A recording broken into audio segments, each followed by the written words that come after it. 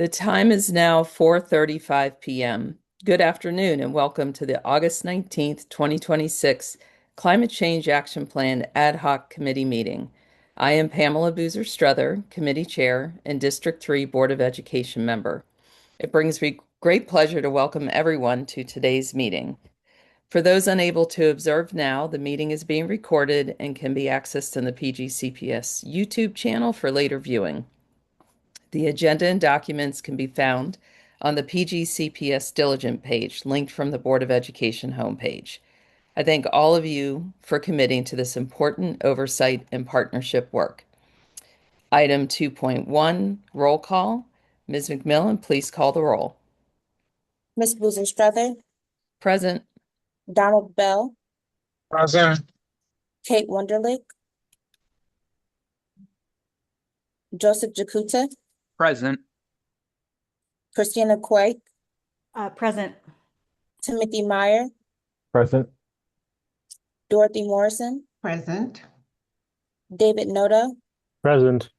Beth Novick, Present. Ramon Palencia Calva, Antoine Thompson,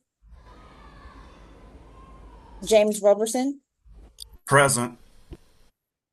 James Dubon Garcia, Maya Gudera, Present. Olivia Thomas, Sophia Villar, Present. Michael Witherspoon. There are 11 members present. With a quorum present, the Climate Change Action Plan Ad Hoc Committee meeting will come to order. Item 3.1, adoption of the meeting agenda. If there are no objections, the committee shall adopt the August 19th, 2026 meeting agenda. There being no objections, the August 19th, 2026 meeting agenda is adopted. Item 4.1, approval of the meeting minutes. If there are no corrections, the committee shall approve the June 24th, 2026 meeting minutes as distributed. There being no corrections, the June 24th, 2026 meeting minutes are approved.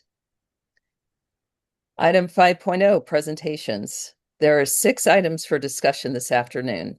After each item, we will limit each member's questions and feedback to 2.5 minutes per round. Unless a motion is taken for additional rounds, there will be 2 rounds per agenda item. Moving to item 5.1, the Director of Sustainability Report. The Chair recognizes Dorothy Morrison, Director of Sustainability and Resilience, for the report. Thank you, Ms. Morrison. Thank you, Board Member Boozer Struthers, and good evening, committee members and all those that may be watching remotely. Well, I should say from home. Can you guys see? Okay, perfect. Thanks, Micah. Next slide. So as always, this report really just highlights what we've been doing in the various priority areas, and then there's a focused area which we will focus on today, which is the climate resilient land management.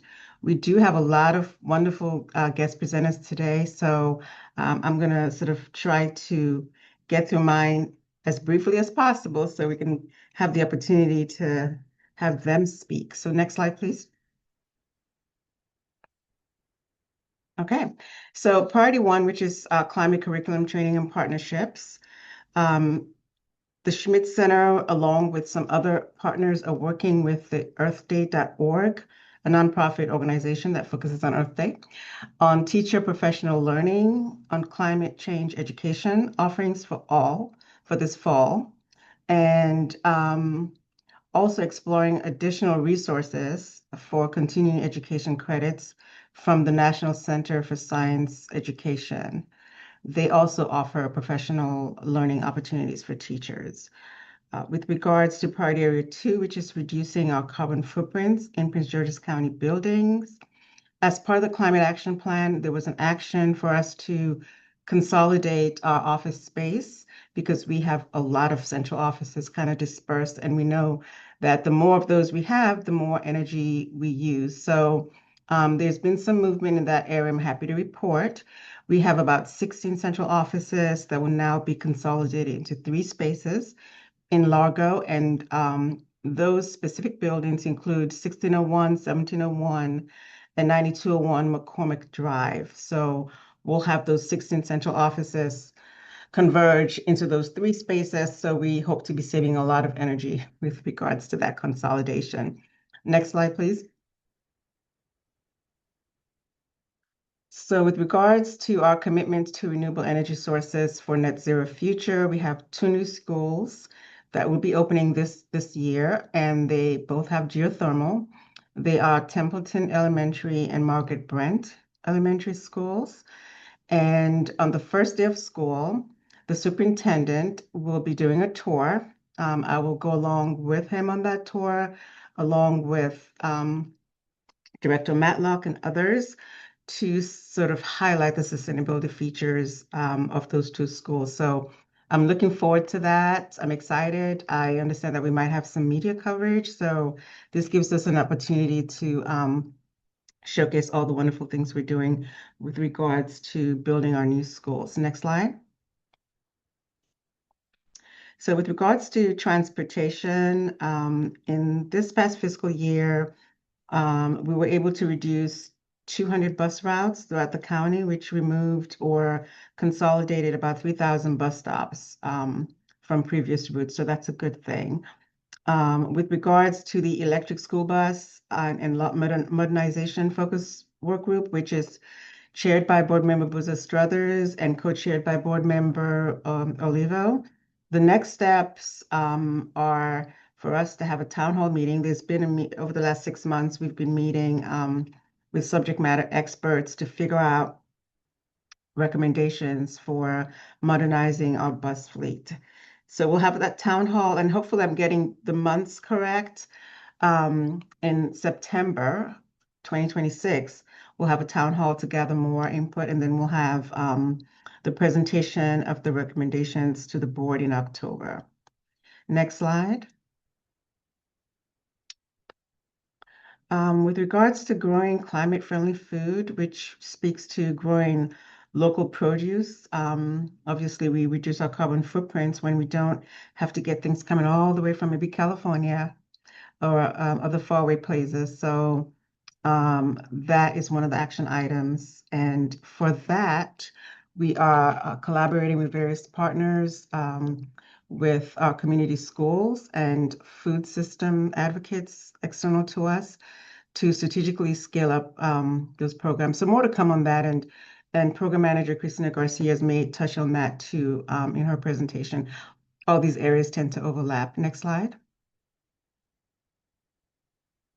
Waste reduction. So we've been making a lot of strides with regards to diverting materials from the landfill through our recycling and our composting programs. And we're hoping in the coming year and beyond to start looking outside that, or beyond recycling well, I guess you can call this also recycling, but behind our traditional recycling and composting programs, to a wider waste stream monitoring to include things like construction and e-waste. So taking a more comprehensive approach to waste reduction.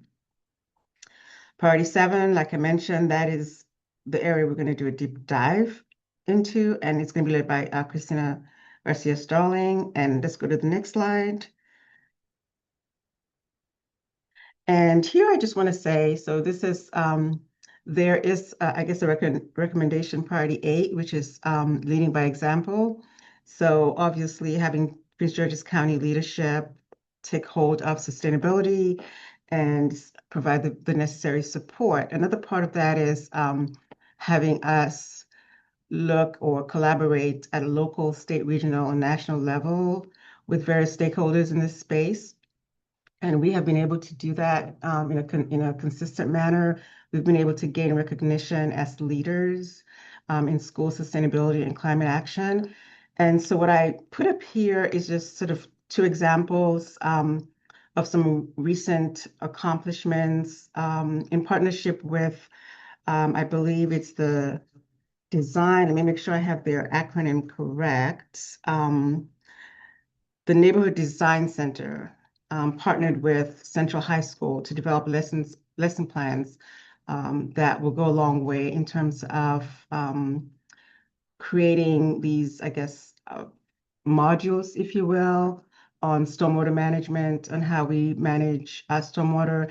This was a kind of unique experience because our students got to kind of go out and sort of monitor what was on their outside, on their particular land to see where flooding was occurring. I mean, who best to kind of know the environment. So it was kind of neat that the neighborhood design center was able to engage the students in developing this toolkit. So I don't know, I don't think the hyperlink is working, but you can obviously, there's a lot of information online about this partnership.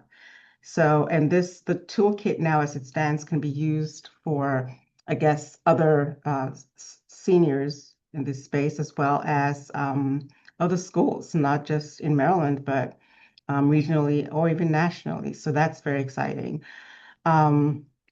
Another area I just wanted to highlight was that as a follow-up to the Magna Award that we won a few months back, Board Member Buza Struthers and our program manager, Sheila Stevens, were invited by EPA to do a webinar. It was a national webinar, and that's the title right there, How School Leaders Drive Indoor Air Quality from Vision to Action. And I apologize, I was trying to get the graphic on there, and I think I squished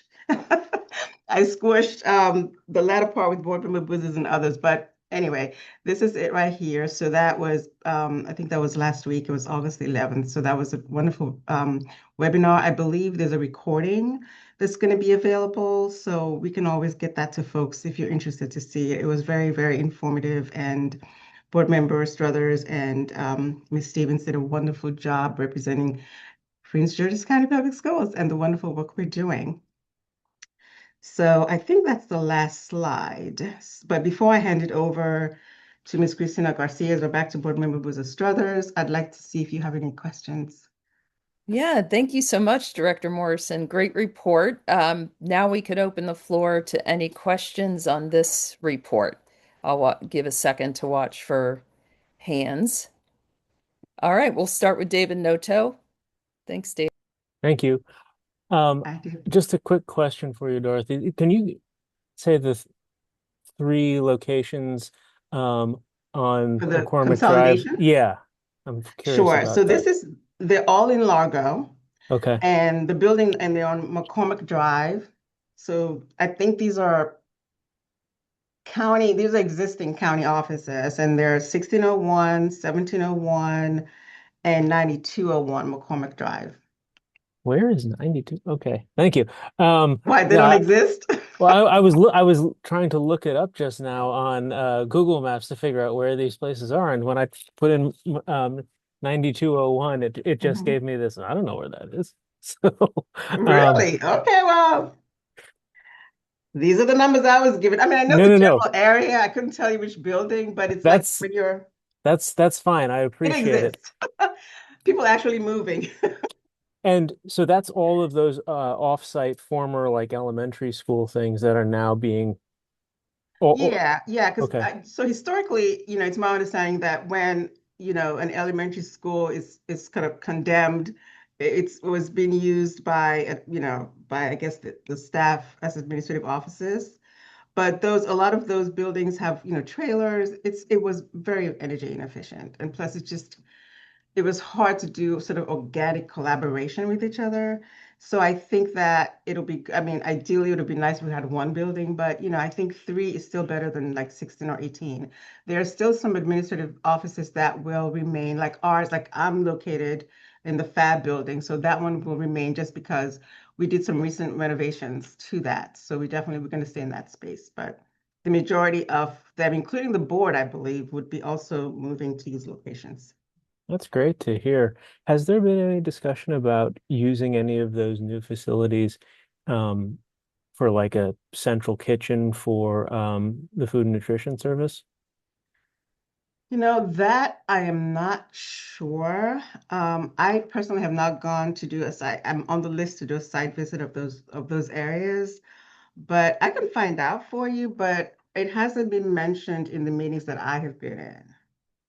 That's So, that's yeah. okay. It just if it comes up, Okay. be interested to know about as it relates to um, improving the quality of food for students, etc. But So when you say central kitchen, like a central kitchen that would then supply the schools with food yes, and that's right. okay, I'll look into that for you. Thank you. All right, I'm not seeing any more hands to ask Director Morrison questions about her report, so we will now move to agenda item 5.2, Priority 7, Climate Resilient Land Management and Latino Environmental Network Showcase. So I will as the chair, I will recognize Christina Garcia Starling for the presentation on Priority 7. Thank you. Thank you. Hello, everyone. My name is Christina Garcia Starling. I'm a program manager with the Department of Sustainability and Resilience here, overseeing not only Priority 5, reduce food waste and grow climate-friendly food, commit to sustainable materials and procurement, and commit to sustainable climate resilient land management. So it's my pleasure to be here with partners that are going to be presenting in more detail about this project. Micah, if you can begin the presentation, appreciate that.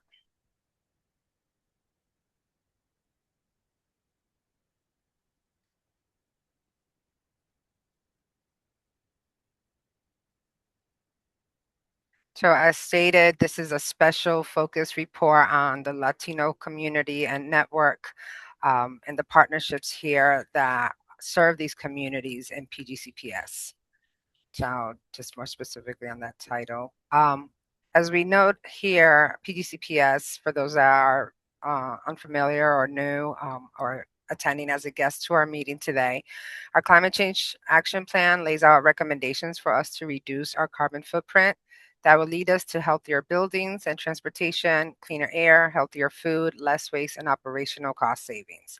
As you see here, our efforts as recommended by the Center of Green Schools, is to really put the awareness or the consciousness of sustainability, not only in the physical place in terms of progressive efficiency, healthy systems, educational programs, connection to the place and empower students, but also in the organizational culture, interdepartmental learning, and alignment with our vision and mission. Next.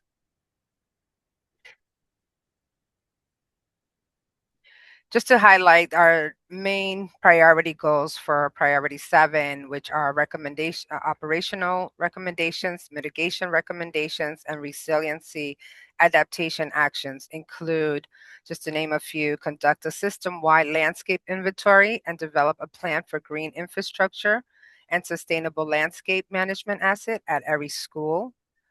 Plant more trees at each school and across the school system with focus on native plants and stormwater management to increase the number of school-based green infrastructure projects. And for the third column, reduce paved surfaces and replacing remaining impervious parking areas with pervious pavement.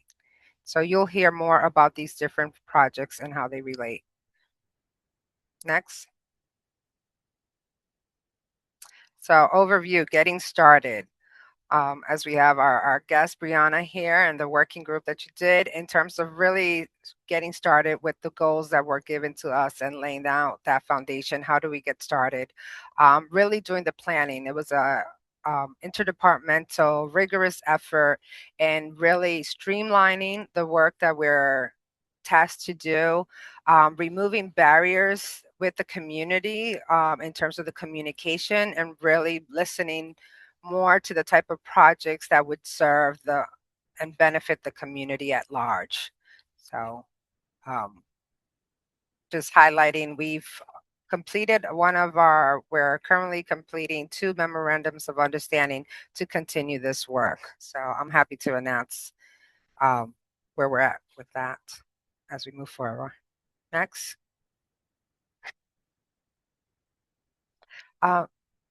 Starting with the end in mind, as part of that work, how are we reaching our students in terms of climate change, extreme weather? With this focus, PGCPS, there's opportunities for PGCPS, and I was not completely aware until until doing the research for some of this.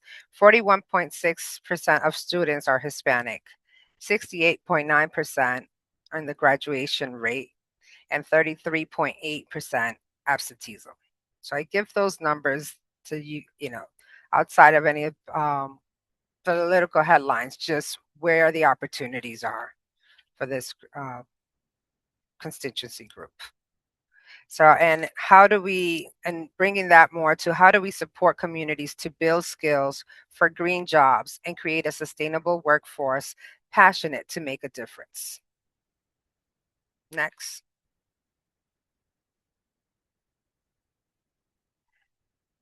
So we have launched Sustainable Green Spaces for Community Benefits. This is a program where we are trying to support and bring together external partners interested in food forests, community gardens, and outdoor classroom projects, as well as to Prince George's County community and students, also protecting the property interests of PGCPS as we do this. This is a potential partner that we're currently in talks with. They did an assessment to our district, including Montgomery County, Arlington schools, where out of the 100 schools in their needs analysis showed that 79 of those schools were in Prince George's County, meeting the need for park need, equity, health, and the environment, just to highlight some opportunities we have. Next. So in that effort, we are building partnerships. This program, as we mentioned, brings support to external partners interested in these areas of community gardens, outdoor classroom, to ensure safety operational needs and protect PGCPS property. Next. We have established the PGCPS school tree planting application program, which enhances the school by planting trees to make the schools and the community greener and more vibrant. This addresses not only the tree canopy concerns with higher temperatures, increased flooding, and has fewer benefits like cleaner air and improved mental health, and the fact that it does that. As mentioned here, this tree, we kicked off a tree planting pilot program in late spring, and now we have expanded that scope to include parking lots and post-construction schools. So I'm very excited. We just finished the MOU. It's been completed to include educational component, maintenance, disposal of waste. We're also including aspect features in it of vine removal in this tree planting MOU, and we will be distributing it to our partners. Some are present here today, and we're really excited because we're really going to be addressing some of the tree equity concerns in our district. Next.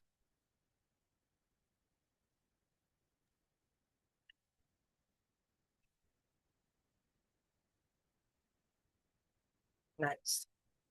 So part of this is really how, and I think you skipped one, the one before. Oh, I hear you. Give me 1 second. The computer's moving slowly. Sure. Well, I just want to address that. Critically important to this work is getting children outside to learn in the natural world, not just to teach the facts of climate change or extreme weather, but also engage students in developing the knowledge, the skills, and understanding, and also just the way of thinking that will build a more sustainable future. So this, since our last meeting a couple of months ago, we did the tree planting earth event at Northview. We are launching now also what's a food forest at Langley Park to increase tree canopy, reduce the urban heat impacts, and provide locally grown food to the community. So as you hear, some of the overlapping with the other priorities. And this group has recently also been awarded the Prince George's County Climate Resilience Hub Grant from Chesapeake Bay Trust. So we're really excited with the different projects that we've kicked off. I will let some of our presenters here talk more about the number of trees that we've planted across the district at schools. It's been great. Actually, I start introducing Joe Greenworks and Joe's Emporium movement. They were the organization we kicked off this pilot program to really get some lessons learned, understand what's that process of planting trees, or for organization from the moment they come to PGCPS to request, or the student, or the teacher or the school, and really minimize that process, streamline that process as well. So it's been really exciting to work with them, and I am going to let them introduce more their work and what they do in addressing not only the tree canopy concerns through the arts and diverse different community events, and especially in these different communities. So next. As we discussed across the curriculum, we have included several toolkits that are all related to resilience. The community gardens, Healthy You. They've provided a toolkit also for how to start a garden in urban setting. We are actually collaborating with some of these organizations that have presented these toolkits to us to not only have support a community garden summit in the beginning of the new year, but also to see how we can best incorporate community gardens in our school district. As Director Morrison mentioned, the new Climate Resilience Toolkit, into how it's just fascinating to see, using the end user, which are the students who are going to know best when they're walking to schools, what puddles they have to jump when there's flood or rain puddles. So really engaging, an opportunity to engage them into what's the green infrastructure plan for schools. Again, the Climate and Health Youth Education Toolkit. So these are another material for grades 9 to 12, and just the impact, not only mentally, but just to the state of mind of students with climate change or end of world. Now we know how extreme weather is impacting us. We're hearing on the news today, every day this week, with the wildfires in France and in the UK, the smoke that has come down from Canada. So being able to provide that education with the solutions and opportunities that would allow them to engage in the green workforce market. So I think these are some tools that are also included for you to share. Next.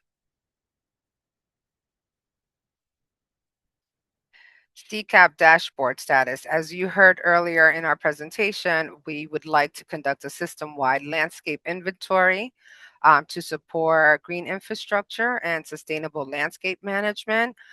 The initial dashboard, which was done in 2023, continues to be modified, and we understand the need for benchmarking and the need for baseline. So we are in collaboration with third-party consultants and also our capital improvements program and other departments here to really create a more robust system that would allow us, not only when, for instance, capital improvement is doing a survey on their building, which is limited to the building, but also to include the school grounds. How is that an opportunity from the moment the child steps outside to the sidewalk as an opportunity to learn, and including STEM opportunities in education in that aspect? So with that said, that's on a high level, just some of the great exciting work we are doing in this area, and I'm going to allow our partners today to continue discussing what they're doing and the impact they're having on our students and communities. Thank you. Thank you so much, Christina. Great report. Before we move to partner presentations, I know you did discuss some of the high level planning and opportunities. I did want to just pause to see if any of the committee members had some questions regarding that aspect of the report. Hi, yes, I did. Good evening. Hi, Sophia. Hi, good evening, guys. Miss Christina, I think this is absolutely amazing. I did, since you said you're targeting more so the Latino community when it comes to, the need for more green spaces, stuff of that sort. I did want to know which specific cities within PGCPS were you targeting? Like, would that be Suitland area, maybe Parkdale area, or Tacoma Park, Langley Park, and like if so, like do you have more data on which parts of PGCPS have more higher risk of flooding or lack of green infrastructure? I hope that makes sense. Thank you, Sophia. I appreciate your question. Actually, we do have, we are able to provide some of that information. I don't have specific on data currently in terms of, and we are going to discuss some of those tools that we are utilizing. We are trying to create a district-wide solution in terms of what the impact and how we utilize the school grounds. We are trying to bring equity across our district when it comes to tree canopy and improving the grounds. For this ad hoc meeting, we are having a special report from the Latino Environmental Network, or organizations impacting Latino communities, on the programmatic growth through PGCPS partnerships. So there, and as we engage in obtaining some of this data, there's definitely opportunity there, and you will hear from Eco Latinos and Joe's movement of Greenworks in terms of somehow how they bring some employment opportunities to students. So I can definitely relay some of that additional information for you. As I said, we are looking into creating a beautification committee for this specific priority, so that we can create some district-wide parameters that would really support the work that we're trying to do and the funding. So we'd be happy to bring you over to that. Sounds great. Thank you so much. I'll probably follow up in an email. Yes, thank you. Yeah, thank you, Sophia. Really appreciate those questions. Christina Kwok? Hi. Yes, just echoing the kudos to the amazing work that you just presented. I wanted to ask a question on the green workforce connections. I imagine that the presentations to come will probably touch on this as well. But from a PGCPS perspective, and also kind of more broadly countywide perspective, I'm curious if there are particular green workforce strategies and sort of a prioritization of certain types of green jobs that are kind of guiding decisions around how green workforce connections are being made to PGCPS and the education system. Yeah, just wanted to hear a little bit about that. Thank you.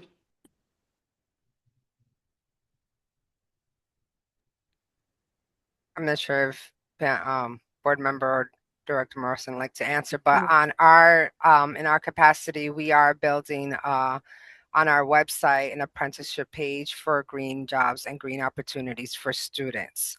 I haven't been directly involved in any workforce work groups, but we do work with the county closely on some of their summits that they plan to have, and incorporating green jobs opportunities. But something to continue exploring more. We do understand that there is opportunities when we get these proposals, just the value that they bring in education, whether it's through the stormwater management, whether it's in agriculture, even business through farming or farmers markets. So we're really exploring a lot of these opportunities. Yeah, I was just going to see if considering the CTE division has been very active in paying attention to the work of the Climate Change Action Plan and attending the internal stakeholder meetings, if Director Morrison or James Roberson or Donald Bell might have something specific to add, maybe something new developing in the curriculum. But Director Morrison, I'll defer to you first. Yeah, well, so first of all, clarification, I think, Christina, you were probably asking how do we was the question, how are we prioritizing sort of like the green jobs? Was that, I just want to make sure before I answer that. Was that, did you want to know how we like, say, for example, well, it's natural resources versus? yes. Okay. Yeah. So at this point, I don't think we prioritize it that way. What we're just trying to do is, just try to sort of engage with potential industry partners. And obviously, we are starting with the ones that we already have relationships with. So, DOE, Department of Environment, Maryland Environmental Services. So there are a couple of partners that we're working with, and the ask of them is like, hey, we need you all to provide internship opportunities. We are in the early stages, sort of to meet with CTE to talk to them about how do we kind of create that career pipeline. So we're not necessarily prioritizing, it's just really what's available to us right now. I feel like there's a need in just about all things sustainability. I know obviously the energy sector would be one of those high priority areas, obviously, to figure out ways to get to like renewable energy. But there's, we all know what the situation is at the federal level, but that's not going to be like that forever. So I would think that that would probably be an area of great need in the renewable energy sector. So yeah, as well as also in the because working with DOE, they talked about like learning opportunities and internships when it comes to food sovereignty, like horticulture, botany, and just kind of learning how to grow your own food. So yeah, I'll leave it at that. With regards to curriculum and maybe how we incorporate that, I don't know if Donald or James have something to add with regards to the curriculum.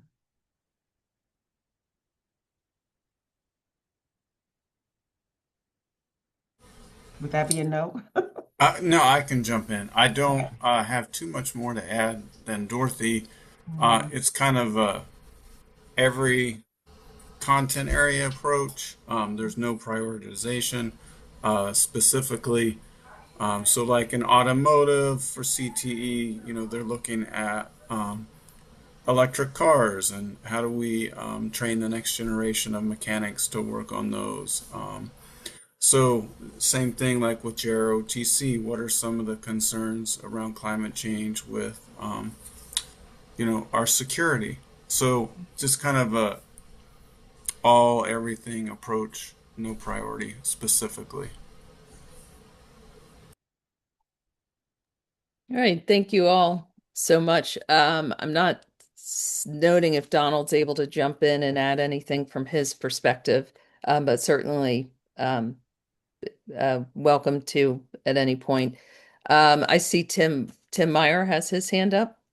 Thank you very much, Board Member Bozer-Strother. This is less of a question and more of an observation based on Christina's question, which is I want to make sure we point out that and make the connection that whenever we're talking about helping to educate our students in green jobs and partnership and apprenticeships and partnerships through organizations like Joe's Movement Emporium and the GreenWorks program, it also connects directly with the Blueprint for Maryland Futures Pillar 3 on college and career readiness. And we've already created the statewide, probably national model on a climate change action plan. But as all the other LEAs around Maryland work to implement Pillar 3 of the Blueprint, PGCPS has a unique opportunity to really be the leader in being the district that's known for green jobs and preparing students for green jobs. So it's really a logical next step as we build on the work that's already been done. And of course, with the Blueprint under attack, and we're going to be fighting program by program and pillar by pillar to save it over the next couple of years, want to make sure that we view this work in that lens as this work that we are doing is ultimately a Blueprint success story and drive the message that it's proof that the Blueprint is working. Yeah, thank you so much, Tim, for those observations and the call to action that we cannot forget that everything we do is fundamental to the Blueprint pillars, and we'll certainly be hearing from Pillar 4 community schools in today's presentation. So with that, I'm going to hand the rest of this presentation part of the meeting over to Christina, who will introduce our speakers and their organizations. Thank you so much, Christina. Thank you. I'm gonna go get right to Joe's Greenworks and their work that they've done with PGCPS. I'm gonna have Executive Director Ms. Brooke Kidd introduce herself and her team. As I mentioned, they've been tackling just the work to really provide not only to schools but to residents in Prince George's County trees planted to address just urban heat island as well, and concerns with invasive vines and removal through just wonderful art events, diverse type of events, educational programs. And Brooke, if you could take it from there and introduce Sure. Greenworks. Thank you. First of all, thank you all so much for having us be part of this presentation and this meeting. You all might know us as arts educators and being involved in the community as creatives. And we very much feel that arts has a place in the climate conversations and solutions.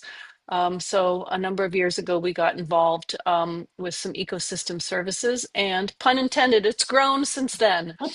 And we have amazing partners. You know, Bella Levo is here, and one of our regular partners in the field, and the whole group of environmental organizations works together. It's one of the most healthiest sectors of the nonprofit community. I'm going to turn it over to our incredible leaders at Joe's, Latanya Farish Robinson, our Director of Development, and the amazing Aster Sanders, the Director of Greenworks. So again, thank you all. Do you have our slides? Can you share it? The presentation? Sure. Okay, thanks.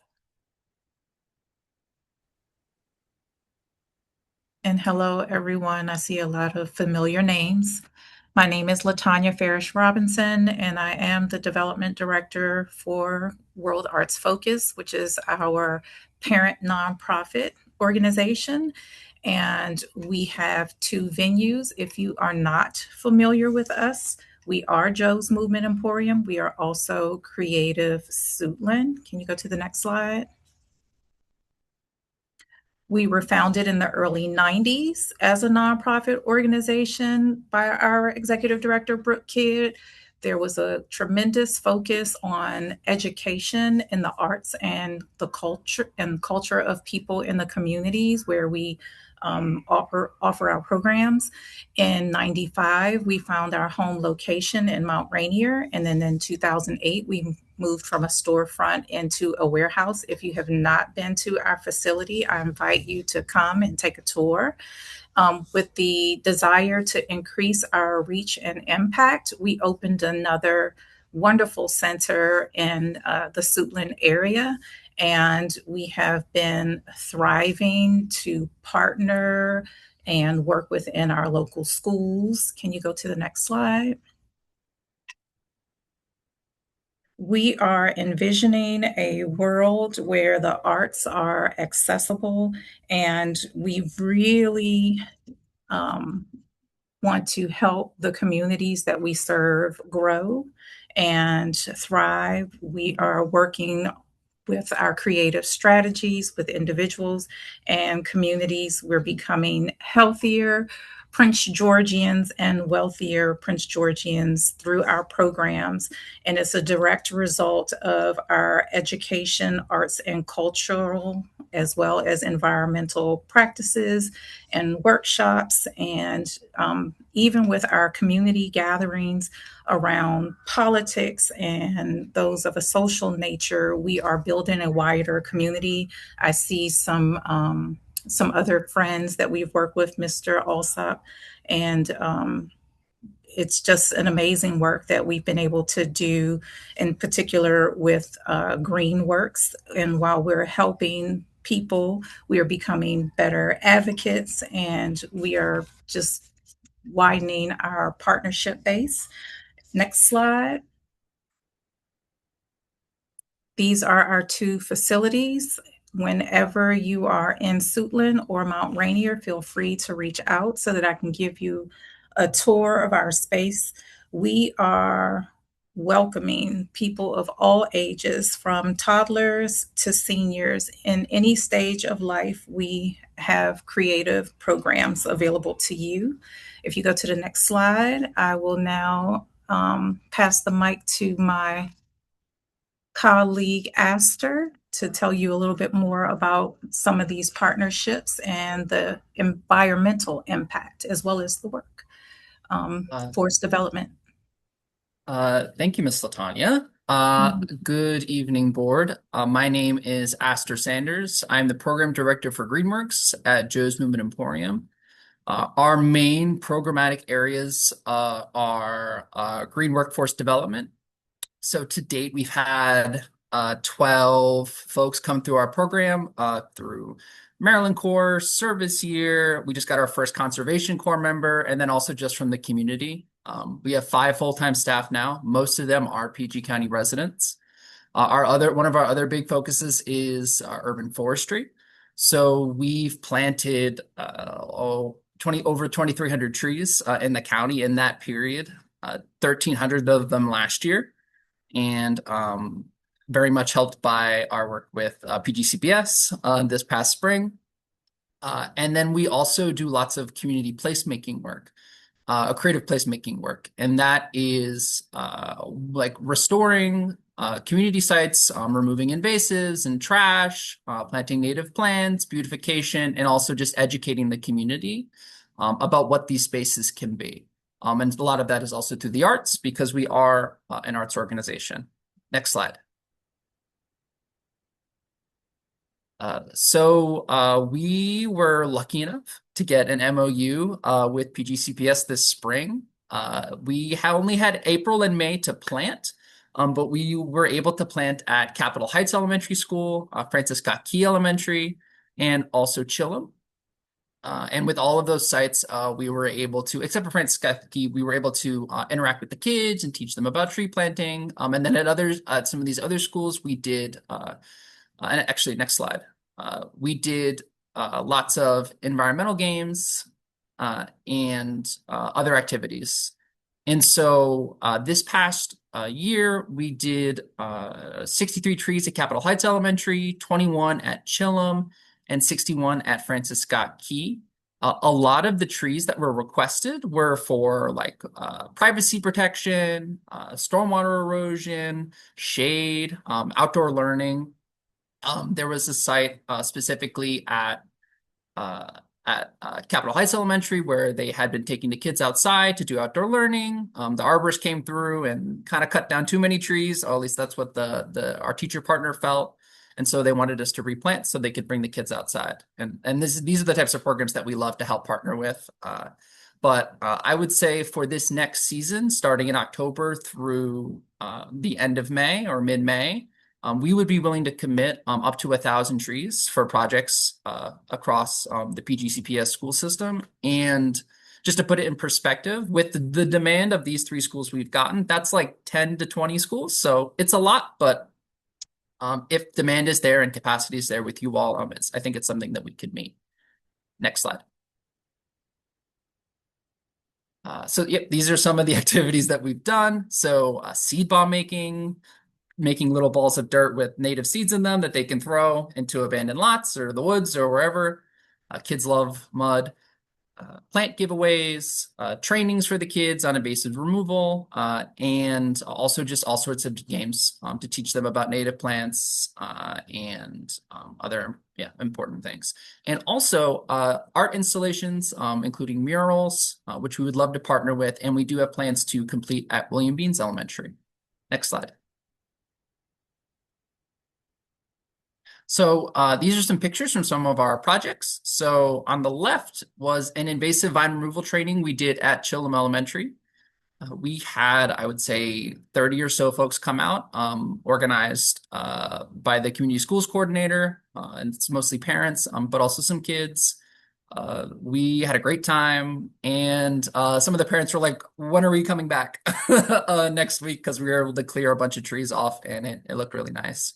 And then on the right is some of our work we did at Capitol Heights Elementary, and we had some members of PGCPS come out as well to help us plant a tree. Next slide. This is an example of some invasives removal work that we had done at another site, not affiliated with the school, but an example of what we could do. You can see on the left all of the vines that are there, basically all the way out to the sidewalk, and then on the right, what 6-7 months of removal looks like, and then we ended up replanting, and yeah, it's better for our local flora and fauna, and it's also also saves the trees, which are very important. Next slide. Yeah, this is another before and after. This is a look at the site. And I know that just in talking with other members of other schools, invasive vine pressure is big, also illegal dumping. And so we would be love to work with the school system and identify some potential sites to do some of this work there. Next slide. And then I will hand it back off to Brooke. Thank you.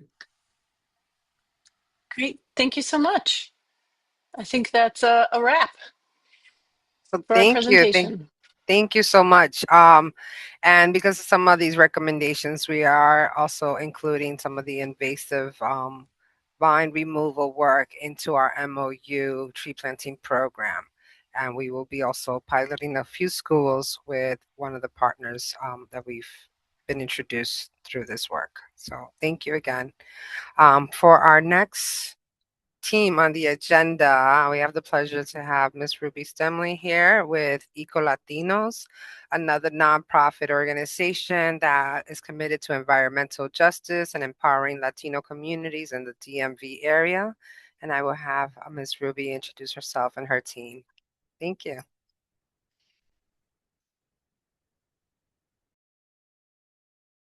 Okay, hi. My name is Ruby Stemley. Thank you, Christina, for the introduction. It's a pleasure to be here in the company of such impressive organizations doing amazing work, and also pleased to have the opportunity to present to the committee at the Board of Education. We have prepared a very tiny presentation, and if Christina could please help us share. So Eco Latinos was founded in 2018. I'm a founder and CEO of Eco Latinos.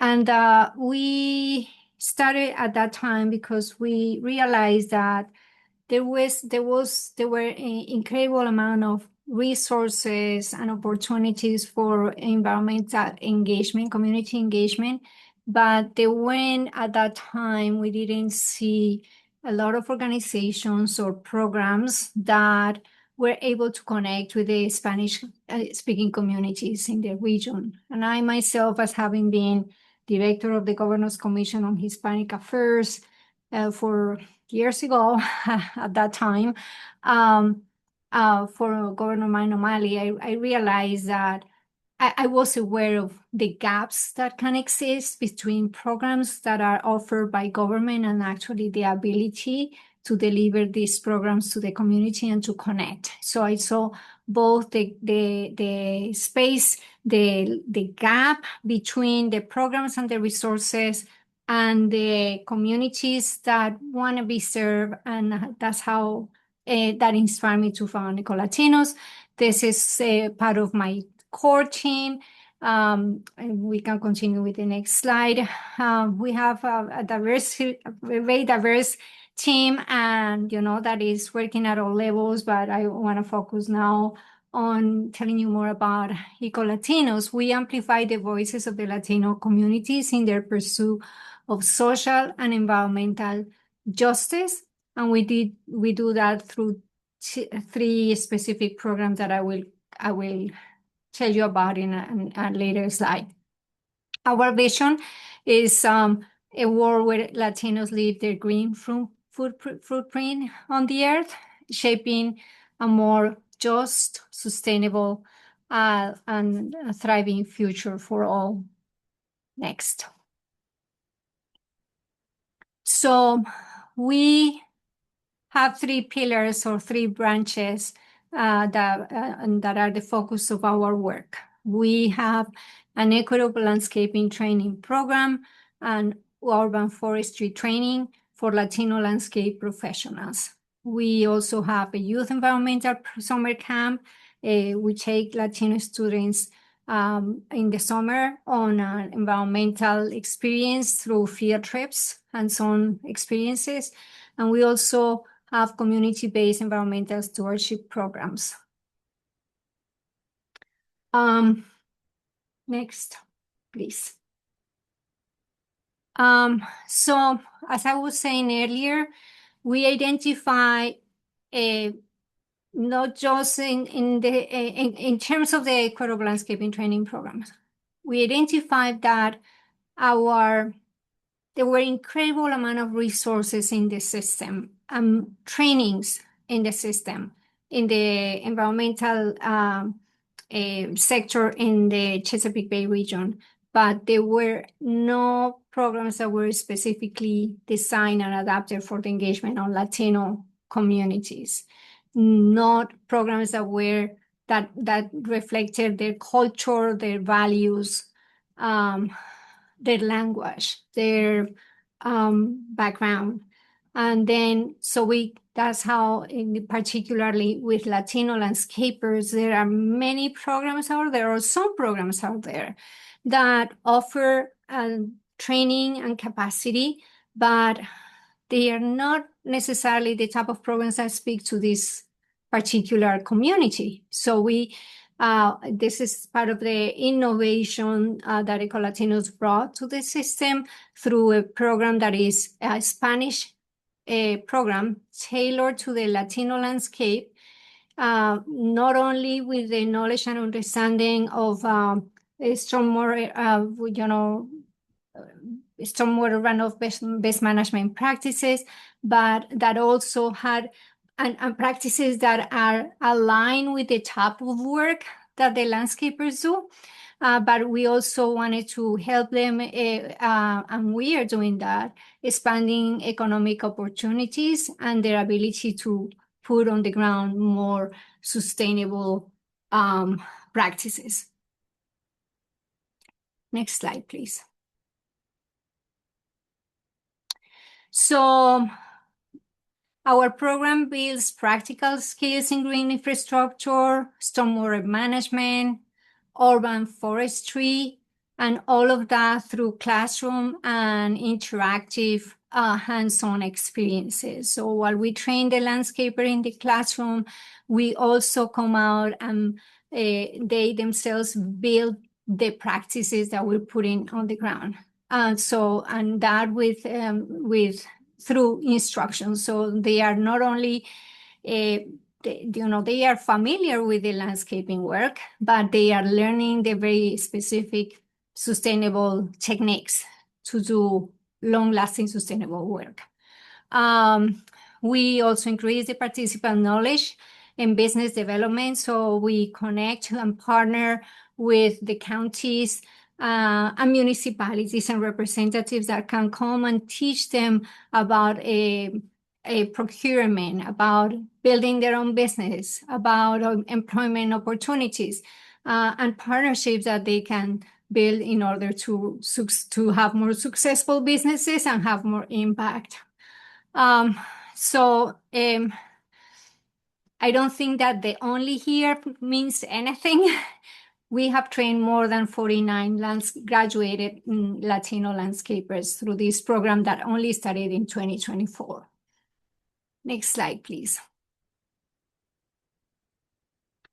Which, by the way, it is a tremendous success, especially these days, considering that people are having so much challenge to be visible and to be around. And right now for us is more of a challenge, but there is more of a passion on our part to connect with the community that this time is feeling so vulnerable. And so that's exactly how our mission is, to get to people that have less opportunities and that have more limited access, that it seems that these days becomes even more limited. So we partner with the expert organizations. For example, for the urban forestry program, we partner with Casey Trees, with Bartlett Tree experts, with E-Tree experts, with multiple people, organizations that are on the ground, and they bring the expertise.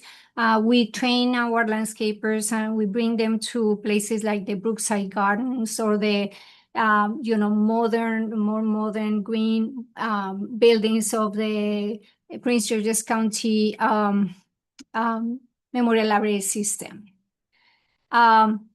We are young doing this. We just started. So I was seeing the number of trees that Joe Movement has put on the ground, and I'm like, oh my gosh, we're just getting started. We planted 100 trees. We have another 500 trees that we will be planting in the next 6 months. And we are planting them in based on sites that are identified by the Environmental Justice Map.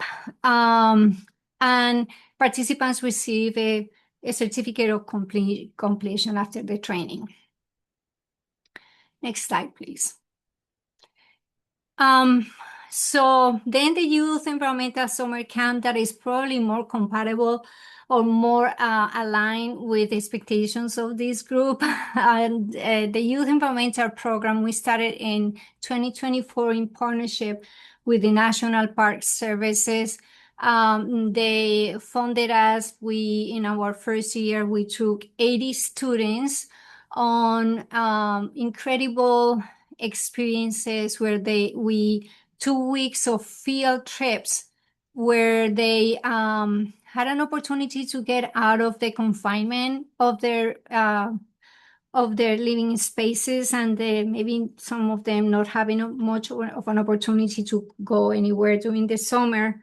We took them on, we take them every year on field trips to enhance their knowledge of the environment and the impact of climate change.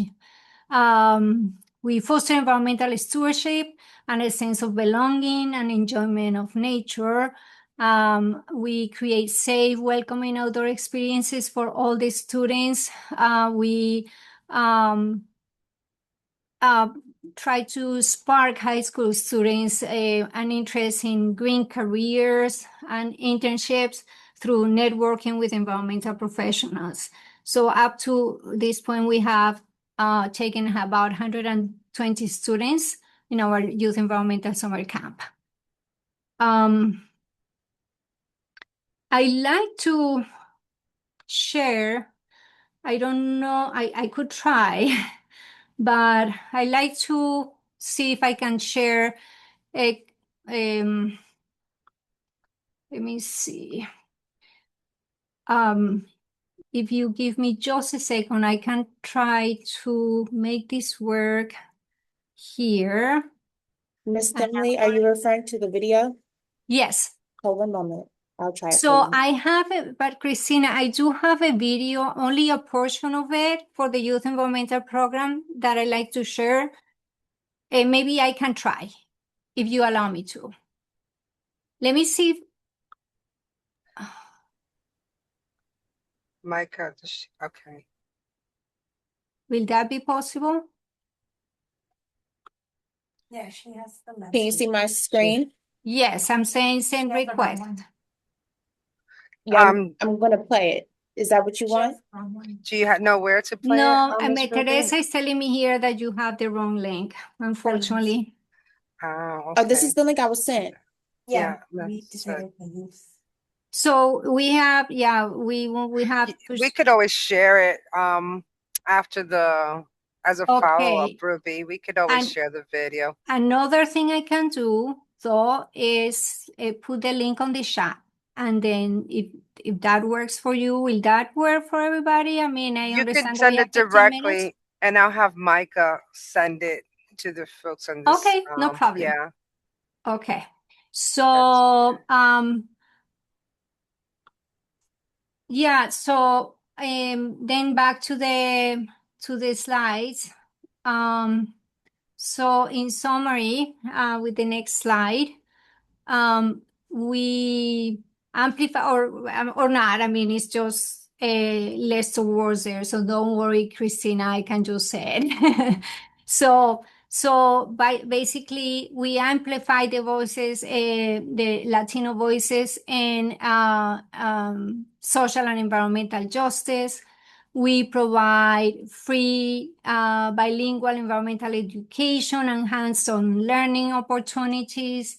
We build workforce skills through sustainable landscaping, urban forestry, and green infrastructure training. We empower youth and families to become environmental leaders and stewards. We connect communities with nature through tree plantings, pollinator and rain gardens, park cleanups, and stormwater projects.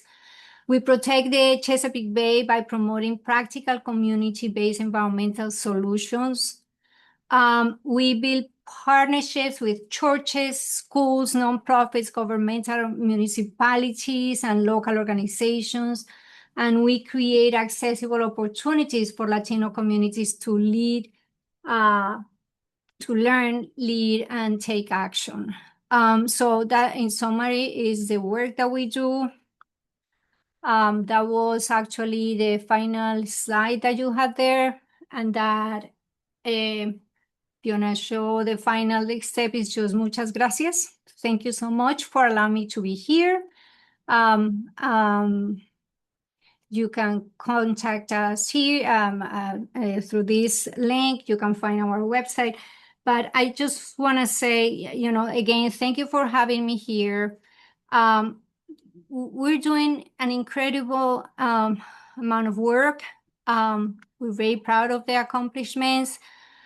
We can actually expand from what I'm learning in this meeting, our partnership with the public schools of Prince George's County. So we look forward for an opportunity to work in more collaboration. Part of the youth environmental program that we have done at the summer camps, we have our first year, we partner with the International School of Langley Park, with the Largo International School. Actually, the Langley Park School hosted our kids for that first year. We also partnered with High Point High School. We hire Prince George's County teachers to help us run these summer camp programs. And so we do work on the side, but we work in collaboration with the public school system that way. So thank you so much. Thank you. Muchas gracias. That's fascinating. And, as mentioned, there's opportunities not only, of course, with the students, but there's wraparound services that we want to support community schools. And so we're looking at, even with some of the parents that supported Joe's Emporium with the invasive removing, you mentioned that you have some of those landscape certificate improvements. So whether it's something that it's impacting the students directly or the community, we definitely want to continue exploring that, whether it's through some of the wraparound services that community schools can also provide. Going on to the next person, we have next team is Tu Cuenca Defensor, Nimes Gardens. It's actually on the list on for a moment I was going to say a designer brand, but I think they're doing fabulous work in designing community gardens at our schools. And it's interesting how I heard of Nimes Gardens, because it was actually through other partners in collaboration, especially for our Priority 5 reduce food waste and grow climate friendly food. And as you know, we are just exploring different partnerships and projects. And you know, so this is a pleasure to meet you all for the first time, and looking forward to hear more of the great work that you're doing here. So Mr. Kevin also, please introduce further Nema's Garden. Thank you. Thank you, everybody. This wonderful collaboration of great minds and change makers. I'm Kevin Alsop, founder and CEO of Nema's Gardens. I have my Chief Executive Assistant, May Almazan, who will be assisting me on this presentation. Quite a few familiar faces. So my team has prepared the slides as well as sort of a guideline for me so I can stay on time and not talk y'all too much, because I'm very passionate about the work we're doing and the work we're doing specifically in Prince George's County public school system. Last year they say 29, we were in 29 schools, partner schools, 19 garden clubs, as well as 19 garden. We maintain the gardens over the summer. So I'd like to thank you, definitely Climate Change Action Plan Ad Hoc Committee for having us. So at Nema's Gardens, our mission is to we just do more than just start gardens and raise bed. We're about growing sustainability, skills, and community through school gardens, with the support of PGCPS and so many other partners like Joe's Movement. I've actually worked with Eco Latinos a couple years ago, and just a number of partners, and I hope to work more with them. And definitely thank you, Board of Education, for allowing us to do so much work. So we work with the Department of Education. We have a partnership with Prince George's County Public School System as far as our apprenticeship program and so forth and so on. But we are deploying a hyper local solution that simultaneously tackles food, food security, practical education, and climate resilience at the grassroots level. Our three core pillars are agricultural education, which gives us the hand-on agricultural learning in schools; farm to market, getting fresh, locally grown produce into the community; and youth workforce, creating green job skills and career pathways for students, but not just students, but we do also hire parents and teachers. I really, definitely this year, our focus is definitely getting more of our parents involved through paid employment. We have to get the community to buy in. This is a community effort. If anybody grows food, we can't do it by ourselves. But I do believe that the more we come together, that we can produce enough food to really supply the schools. My ultimate vision, and I'm getting off of my slides a little bit, the vision is to create food hubs throughout our neighborhoods. We always talk about food deserts and the lack of supermarket, but we have a lot of green spaces that we need to, because I believe food should be local.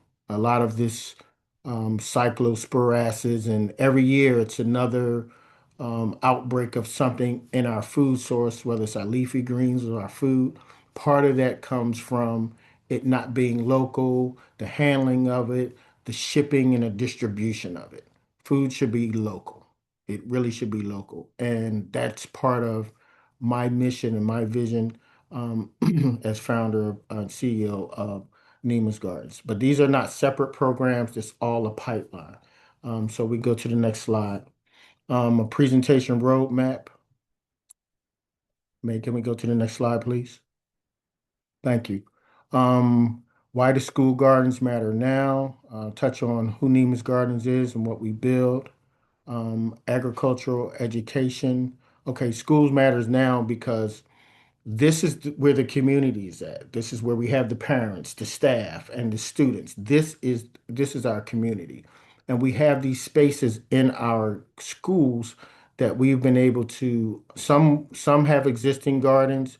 Could you go back, please? Some have existing gardens, and some we've established. So Nema's Gardens, so we build school gardens where there isn't any. We rejuvenate existing ones. Some of these new schools are having school gardens built in, but then again, who's gonna structure the programs and be able to move it forward so it can be sustainable and very productive. Agricultural education and sustainability gardens. We have a feeder school continuum from elementary to middle to high school. We are in elementary, we're in the middle, we're in the high schools, and a lot of schools that we're in are feeder schools. So we're able to. I've been a vendor with PGCPS since 2021, I believe, and I'm able to see some of my elementary school students in the middle, and some in the middle in the high school and the graduate. And we're establishing a farm to market program and workforce pathway. We're already in partnership with CTE, Department of Education, and we have the apprenticeship program. We have the internship program. Last year, we had an internship program. We sent out the flyers and the feelers to all the CSCs, well, to principals in PGCPS. And I wanted about 3 or 4 interns. And I just had these amazing young people, they did the resumes. And I just had one amazing young person after another. So the initial goal was to have 3 or 4, and we ended up with 17. I just couldn't turn them away. It wasn't in the budget, but we worked it out. We worked it out. And some of those students actually continue working with us, and some are just going to college. So last week was last day, their last day of employment with us. But we're big on giving back to the community and building from within in the community.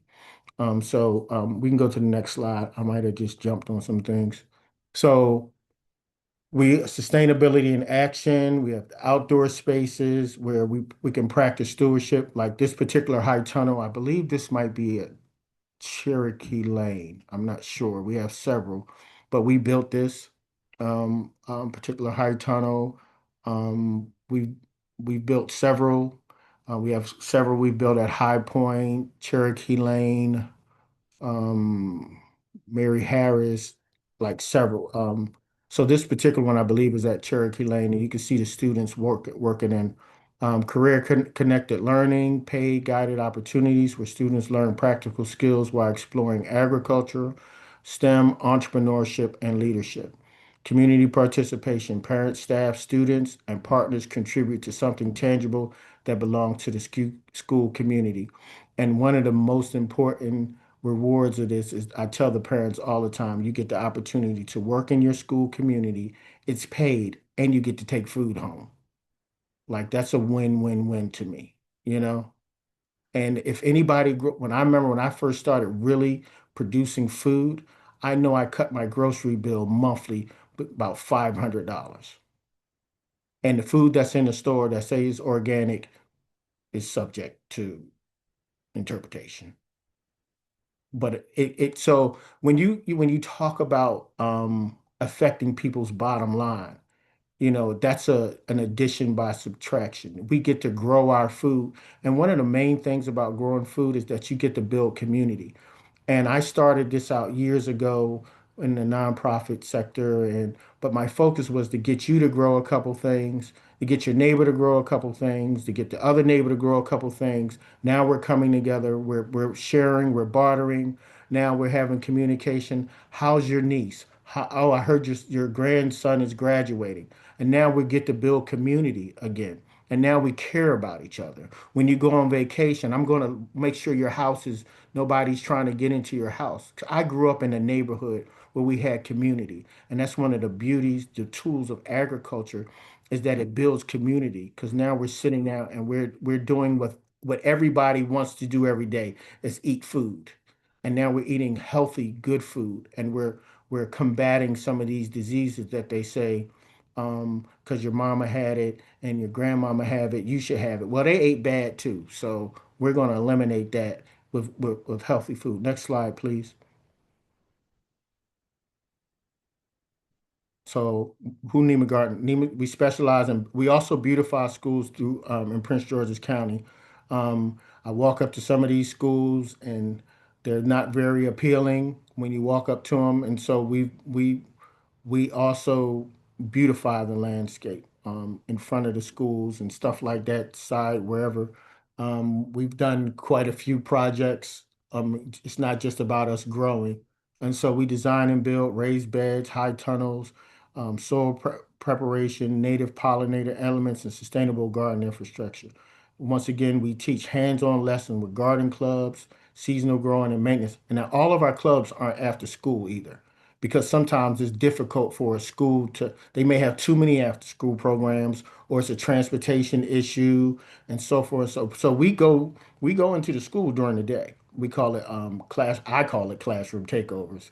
But we go in there, especially for the lower grades, and I always, I like to go in there with worms. You go in there with worms, you got them. You just go in there with some worms, and the kids just, oh, worms, and you got the one, but we teaching them, you know what I mean? And it's really about us embedding ourselves into that school community. Because to me, it's nothing like walking into that school and hearing, hey, Mr. Outside, hey, Mr. Outside, it almost puts me on like celebrity status with the kids. I'm just saying, you know what I mean? I feel like Superman walking into the school, but we're making an impact. And so we employ and mentor. Once again, I've always hired students, and I let them know that, like, even before we had the official apprenticeship program with the Department of Education in Prince George's County, I've always hired students. I identify students that are committed, and they may come once they fulfill their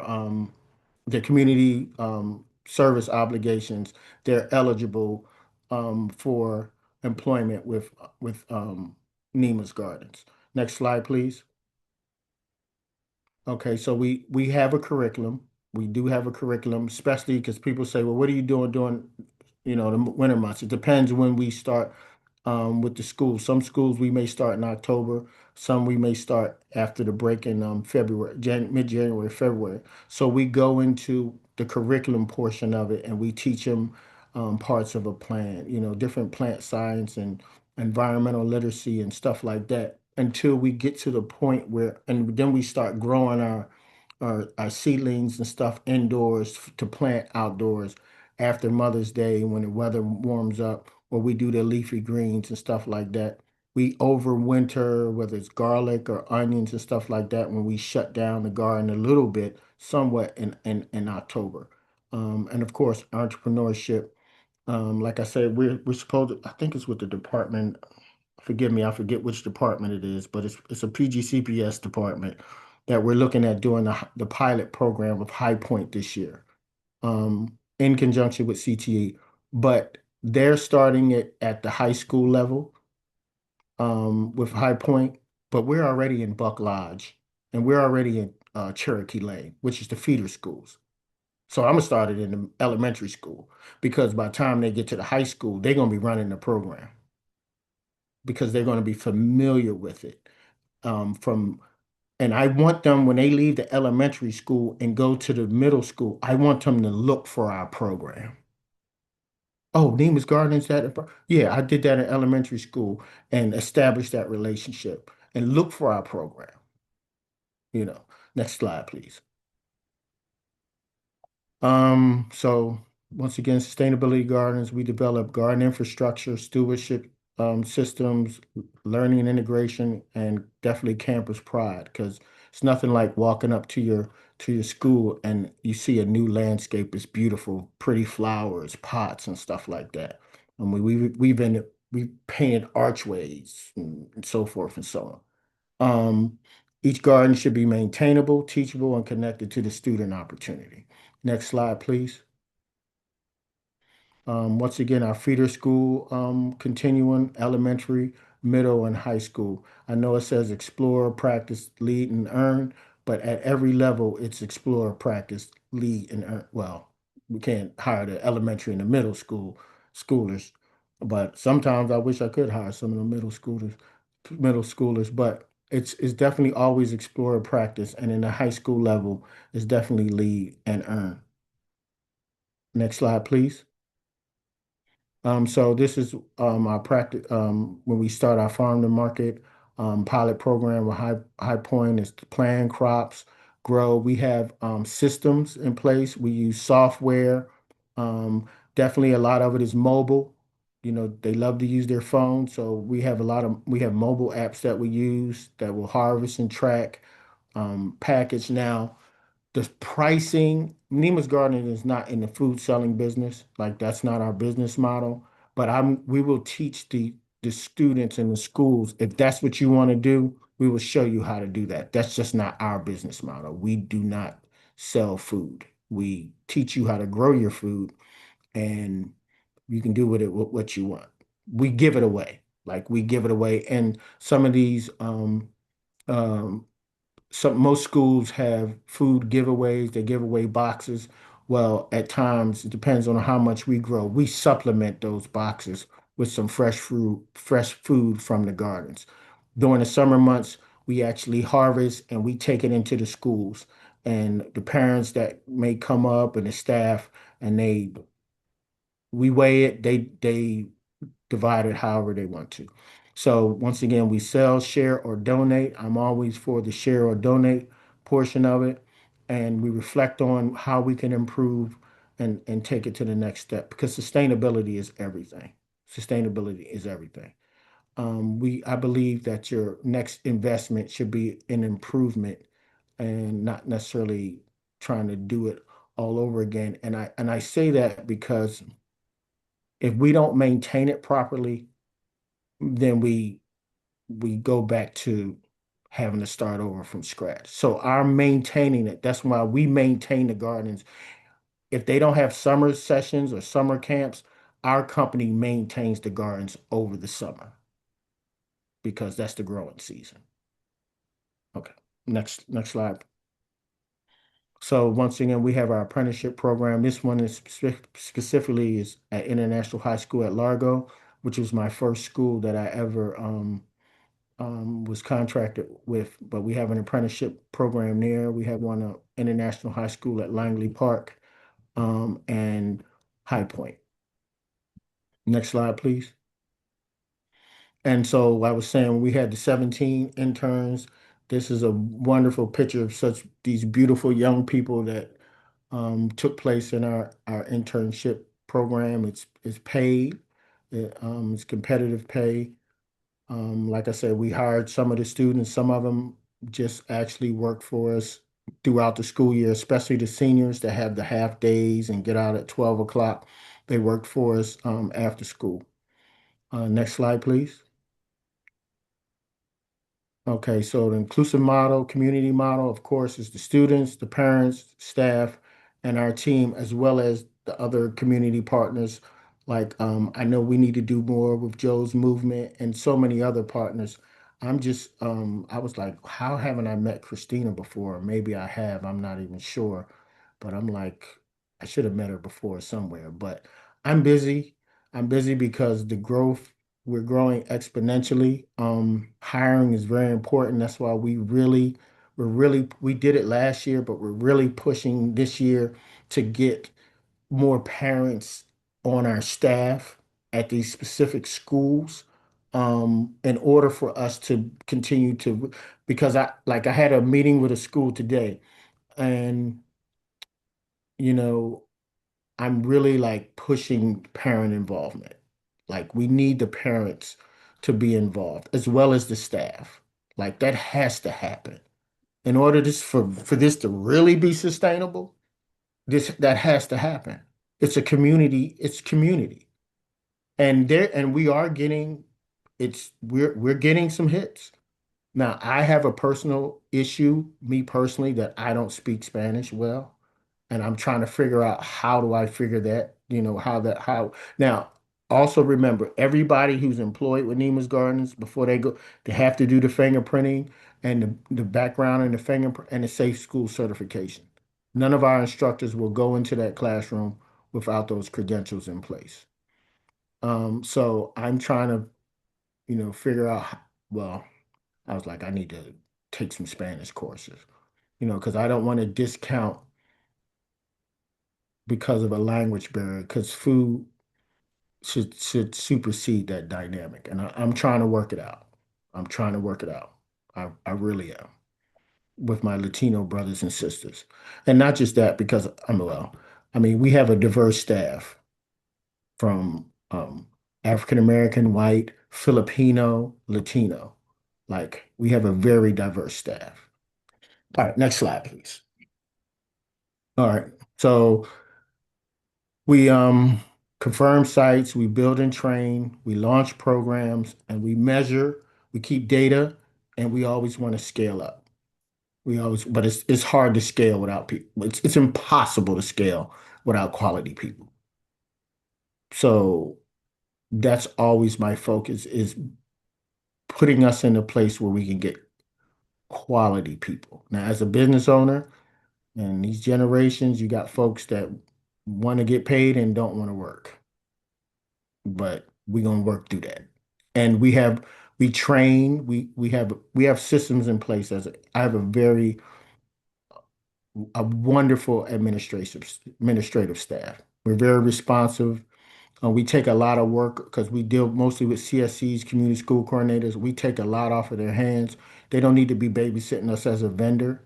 We have links and that we provide to each school. Each school actually has its own home page where they can register. You can go get photos. You can see what your student is doing.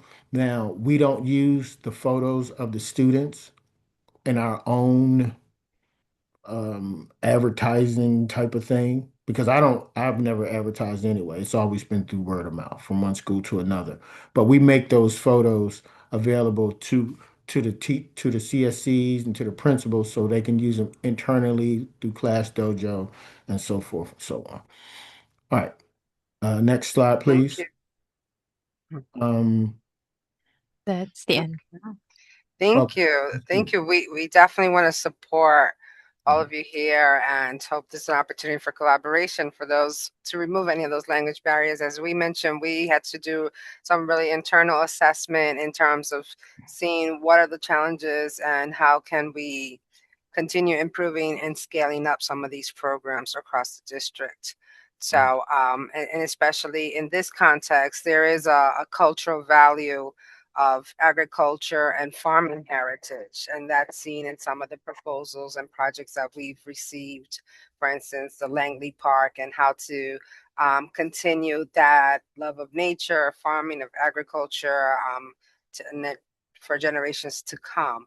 So we definitely appreciate all the presentations that we've heard up to now. I know we have also Tu Cuenca Defensores, where we want to give a few minutes to, that also has been a partner with Prince George's County Public Schools and working with this Latino constituency. And we want to, I know we're close to time, so we want to give some time, and we have Mr. Abel Olivo here to discuss. I know recently it supported our programs with implementing, I think, 65 schools at Duval High School.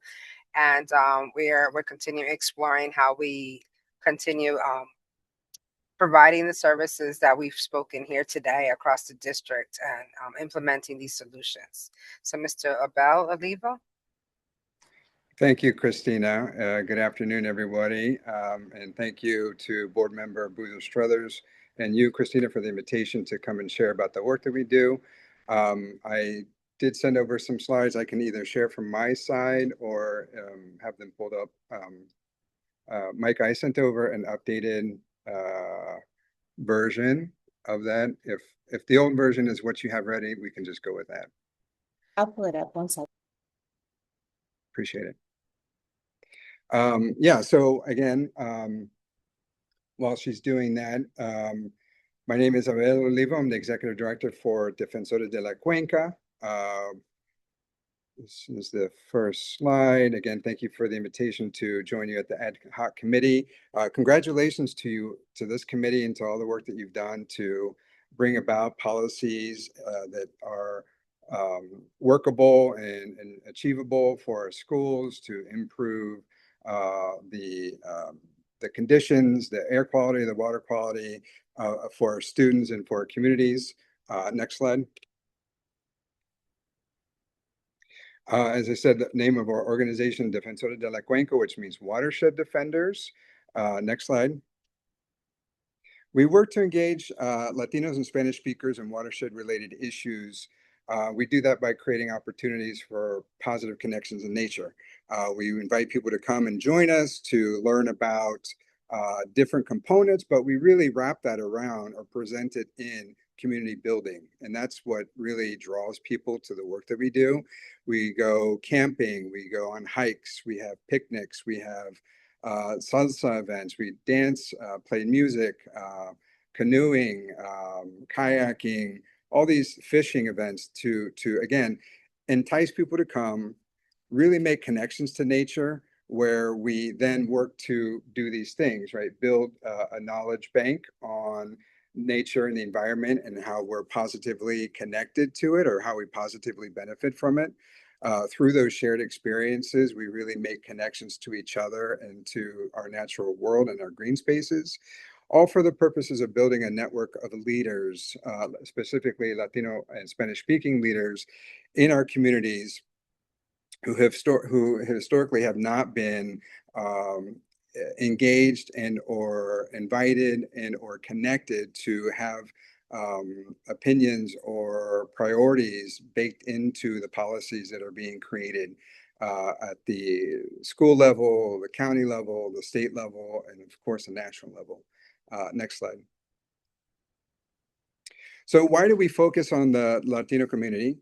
As it was mentioned before, a lot of organizations out there are doing the work, but really don't have the capability or the capacity to engage in a way that is culturally relevant, aside from language, aside from program offerings, thinking about how their connection to their priorities, to their lived experiences. And that's exactly what we do. And the importance of that is that there's a large segment of our community, of our populations, that are not considered or invited into these spaces, into these discussions and experiences.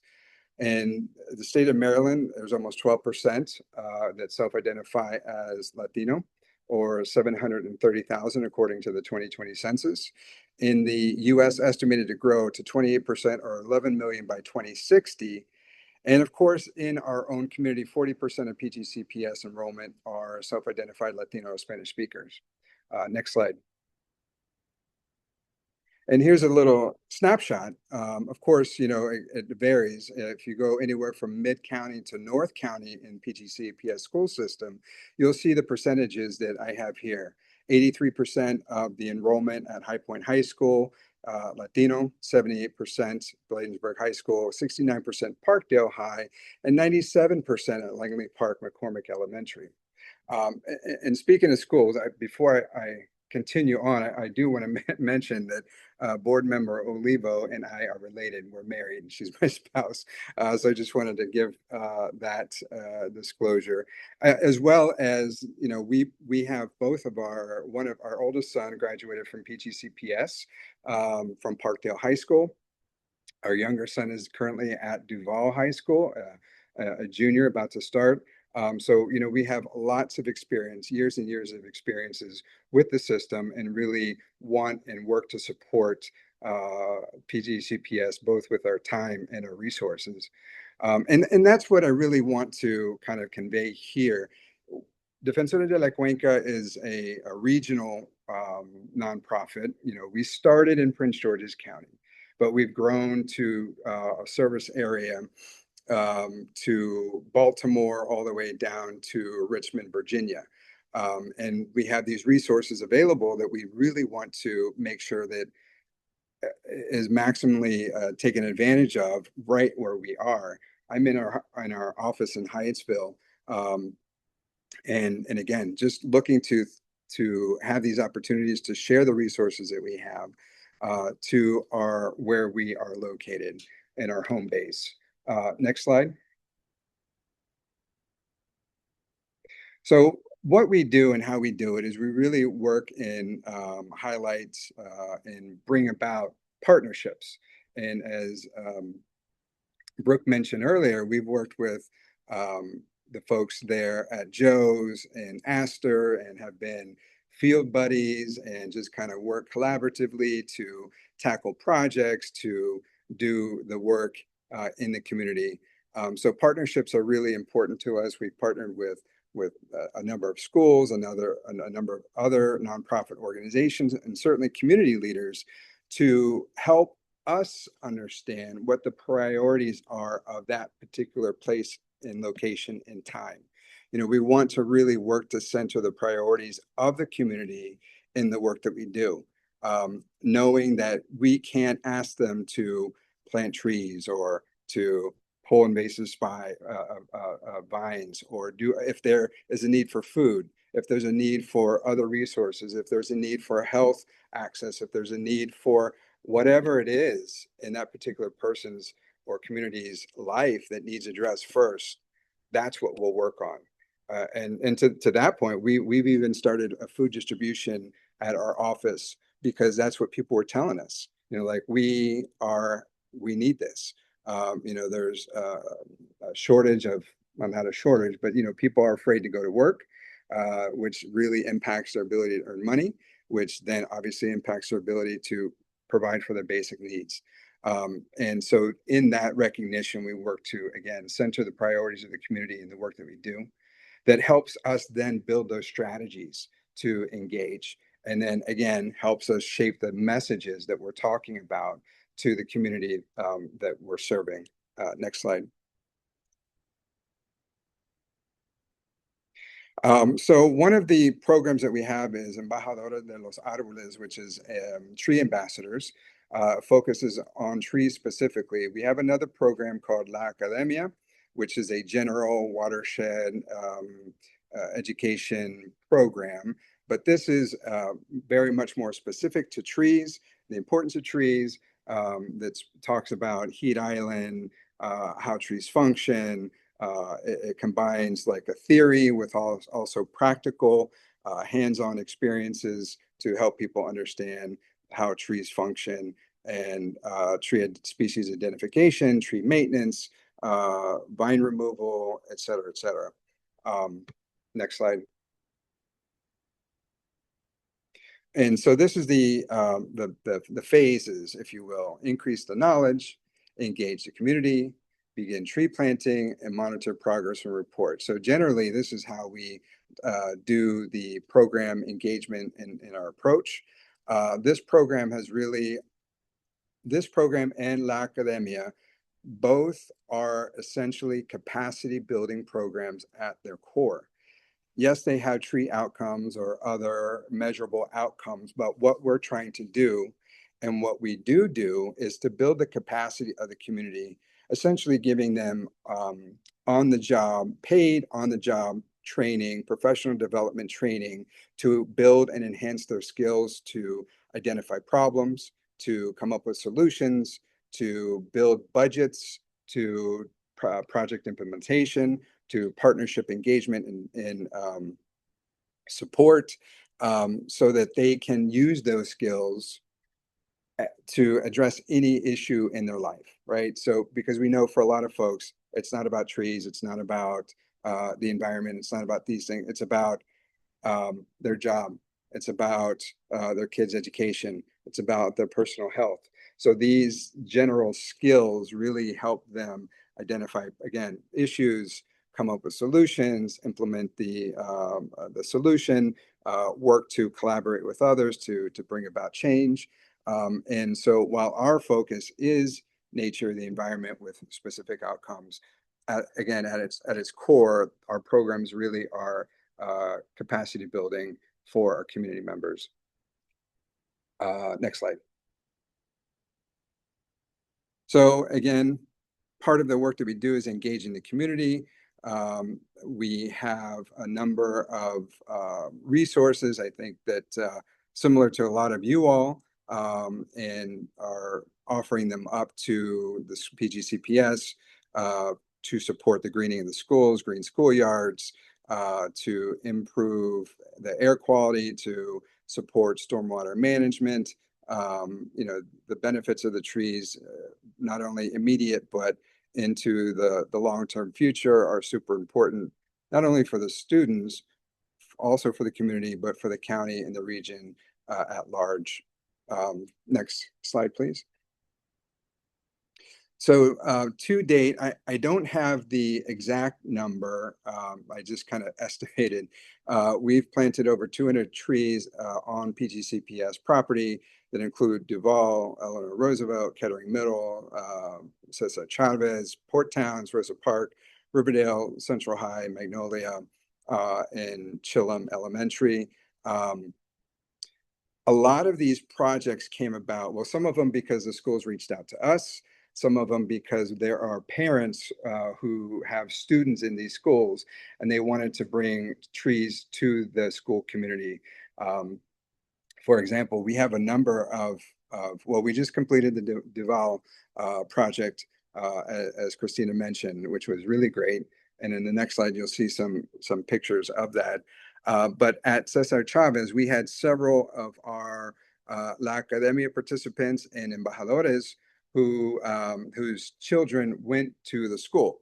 So for that, Chavez got to benefit from we purchased picnic tables, durable picnic tables to have an outdoor class setting. We planted 30 plus trees in a couple different rounds at the school. We did native plants. We helped support their garden.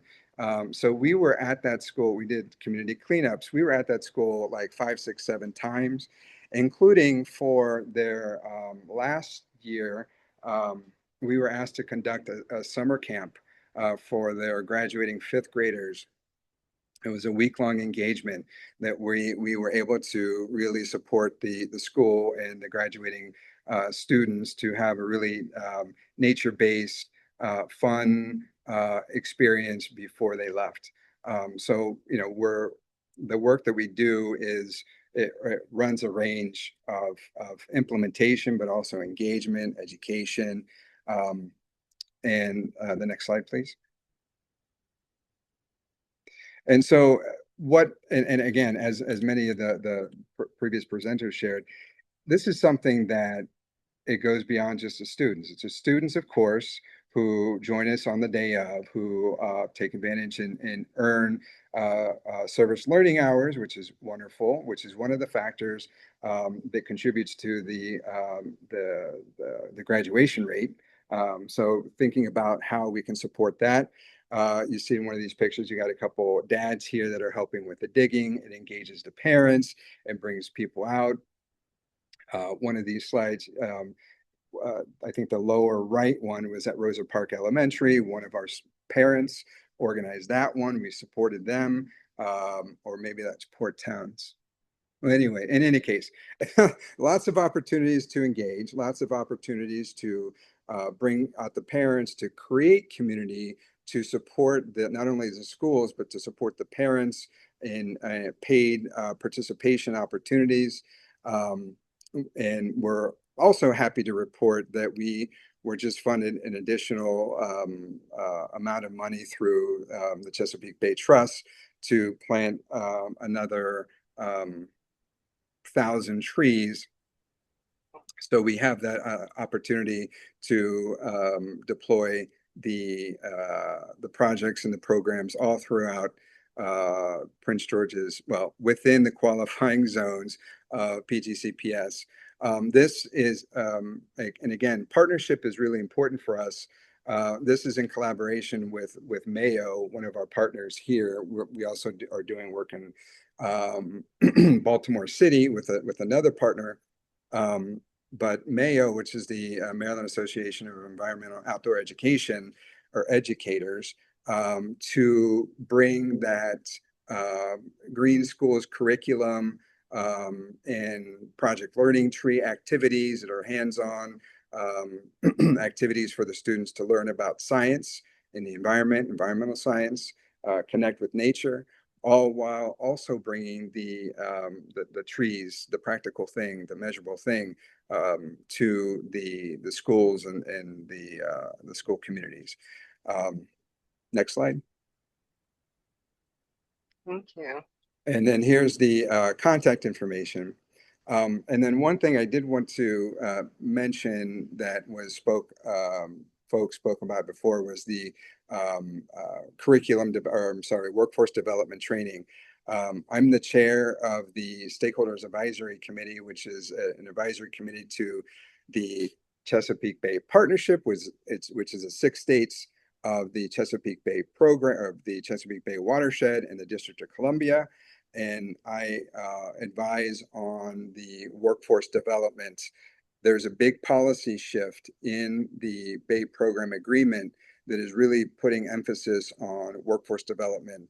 And as part of those conversations, I'm sharing thoughts and ideas about how we can better prepare, create opportunities for high school students, for folks in the technical education side of things to really get trained, get a leg up, and then get a nice career going in the green space. Again, thank you for the opportunity to present and share information about what we're doing. Thank you. Really appreciate it. Thank you so much. Thank you to all the presenters. We really appreciate this. I know it's evident that many of you have been working before our Department of Sustainability came into full-fledged, and we're excited to continue supporting you in the work that you're doing. As Sophia Relay stated, we have the need across our district, and we are trying to really establish a district-wide solution, including the right parameters to continue having an impact not only to these communities, but to our students. In the very first couple of slides that I illustrated, there was a tree diagram that illustrated the many different departments that we have been in collaboration, from the Office of General Counsel to Building Services, CIP planning, the Board of Education, to really try to streamline these opportunities and engage more with the community of parents and having a greater impact with our students. So I want to close with that and pass it over to Board Member Boozer Struthers or Director Morrison for any final comments. All right.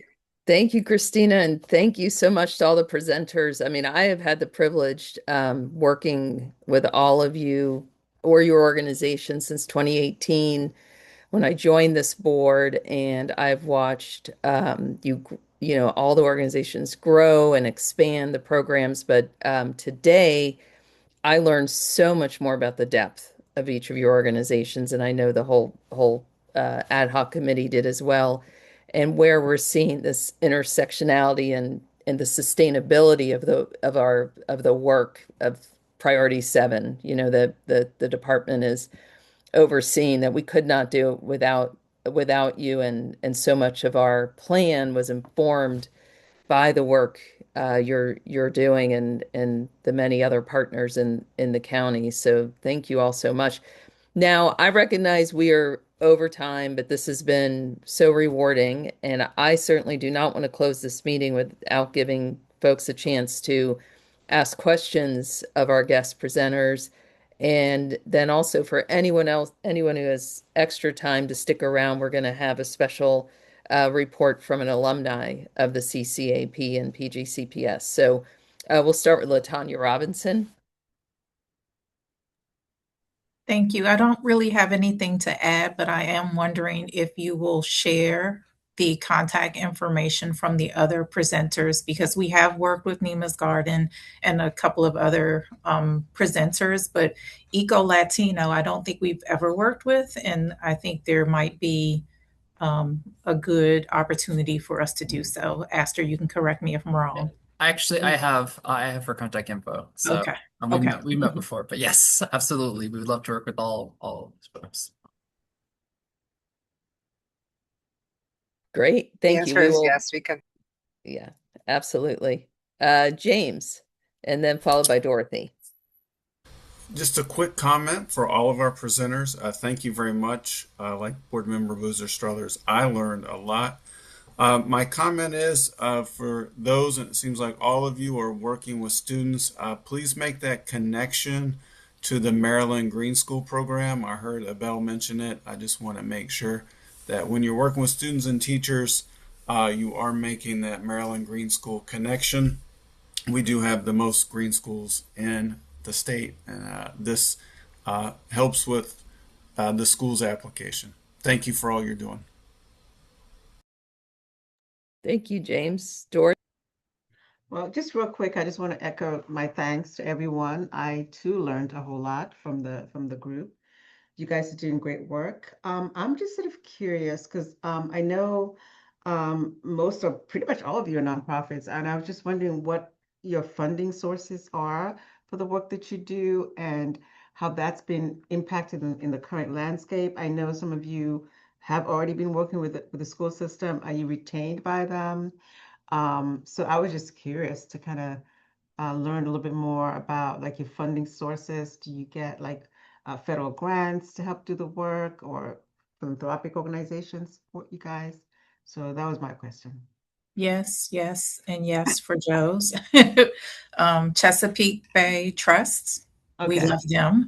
But there are some private foundations that provide support. There are schools that do provide community schools funding for some of the work that we do as well, particularly around Earth Day. And we've been able to incorporate some environmental sessions within the end of the year celebrations. As Astor mentioned, the children love playing in the mud. I know, So right? giving them an opportunity to do a somewhat creative artistic project in the mud. And so yes, all of the above apply to us. Thanks, just curious. Yeah, same for us.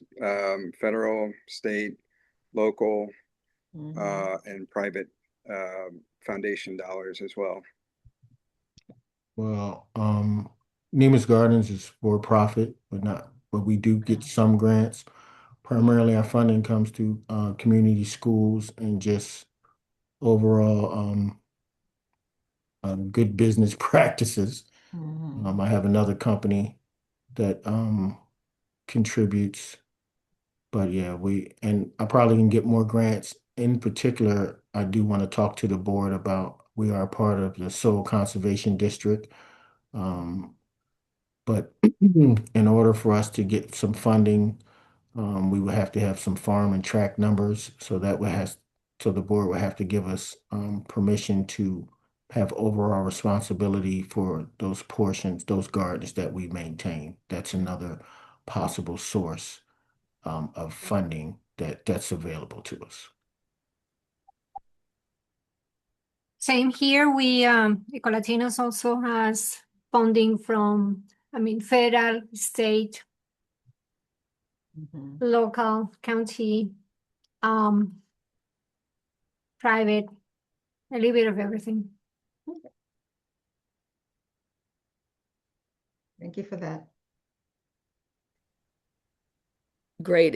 And Kevin noted on that, and I will defer to Christina to track that with you about your need for that application.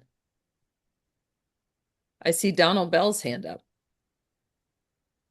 Yeah, thank you so much. I first and foremost just wanted to thank all of the presenters and the committee. I echo the same thing as everyone else. I certainly learned a lot, even though I have been in some of the same rooms with you all throughout the last few years. But this is really excellent and aligns with even some research that I've been doing over the last few months with our multilingual learners. One of the questions that I have, and also an invitation, especially in our pre-K through 12 science, as we look to at aligning curriculum, and also as we look to enhance the learning experience for students. I'd love to have an opportunity at some point to just discuss with each of you, some of the program structure and content that you have. And to that point, the question is, have you ever done any alignment with the current curriculum that's in place, with the after-school programs or different opportunities that you have, so that the students are building off of what they're learning in fifth grade or seventh grade this week or this month, and then wrapping that into the programming that you have? Thanks for the question. I'll just add that we use Project Learning Tree a lot for our curriculum. We are also working in collaboration with Mayo, who really hones their curriculum development and experiences to the Green Schools requirements. So it's kind of baked into a lot of what we do for those types of engagements.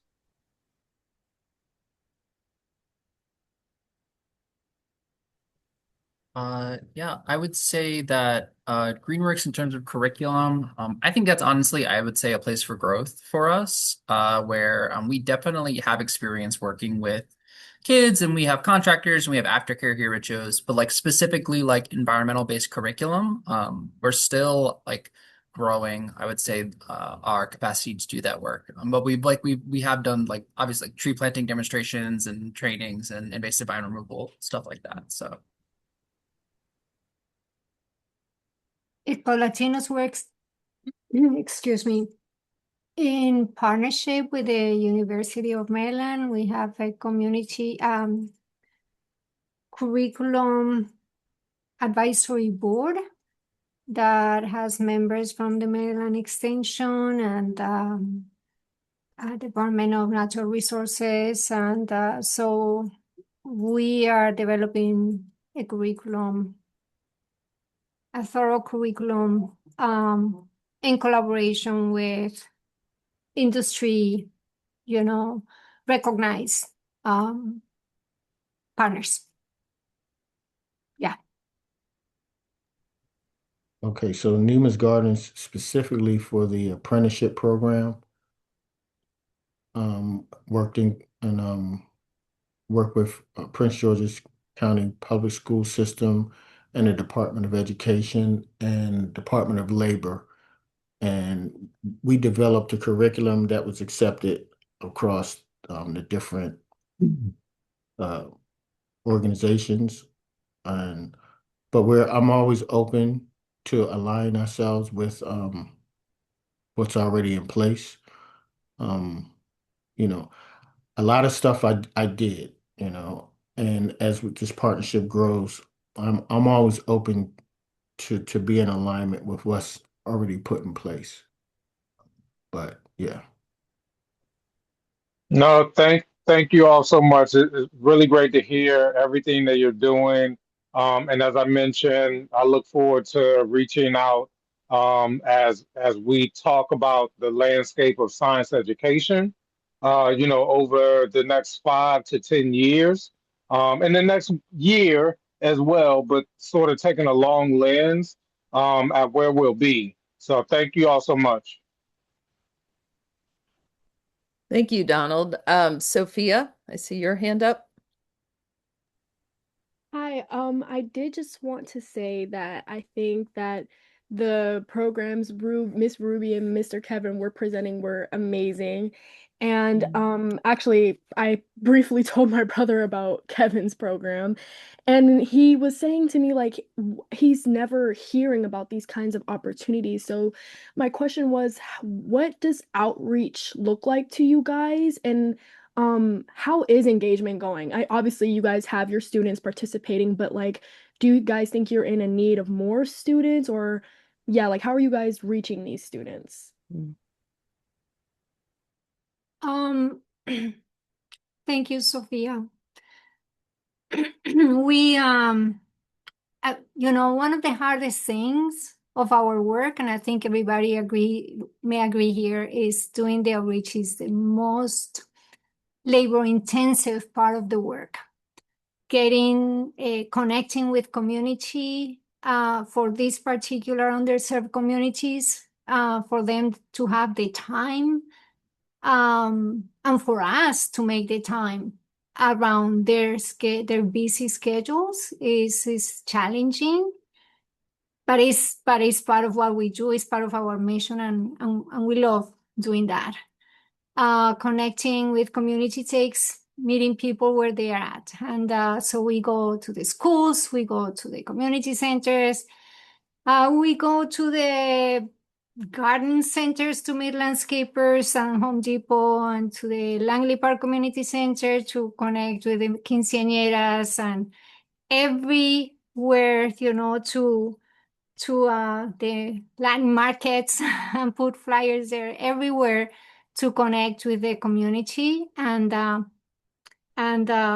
other strategies that have been successful. But our team, one of the things that I'm very proud of is the amount of work that my team does in doing that outreach, and which has actually brought success to our programs with very good participation of community members. And all our programs are done in Spanish and with simultaneous translation when needed. Hey, I just wanted to say hello to Miss Novick. It's been years since I've seen you. I was like, wait, that person looks super familiar. I haven't seen you. I hope you're doing well.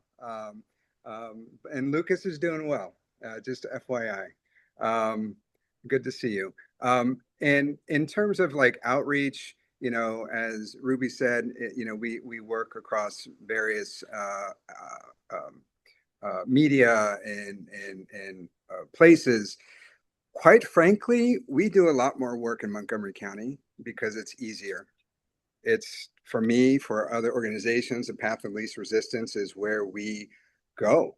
And so when we're invited into these spaces, that's where we go. The schools that we work with, we were invited by, or they weren't necessarily pursued, because it takes a lot of time. As a nonprofit organization, all those flyering and engagement, that takes time, and that costs money. That costs money to pay your staff and your team. So, the easier PGCPS makes it to work with us, to work with nonprofits to do this, the more benefit, the more resources that we can bring to the schools. Again, we do more work in Montgomery County because it's just easier. And that, as a point to consider, really would love to bring the resources home, but it's tough. Thank you all for your answers to that question. Yeah. Thank you. I just wanted to follow up on what Mr. Olivo said. What would be helpful? I don't want you to answer that now or anybody else, but what would be helpful? You mentioned that, Prince George's County, it was probably harder to reach. So if you could just shoot us like an email or something that we could be doing better that would encourage that participation, that would be greatly appreciated. So that's all I wanted to say. If you just send Christine an email and it'll get to us and we can kind of see how to improve. I can briefly share some, quick experience that I have with partnering with Montgomery County in our first year that we did our summer camp in collaboration, in partnership with PGCPS. And we worked in partnership with 2 schools. But at the same time, we had funding from both Montgomery and Prince George's County. And so in both cases, it was a lot easier to get the partnership with the Montgomery County School than it was.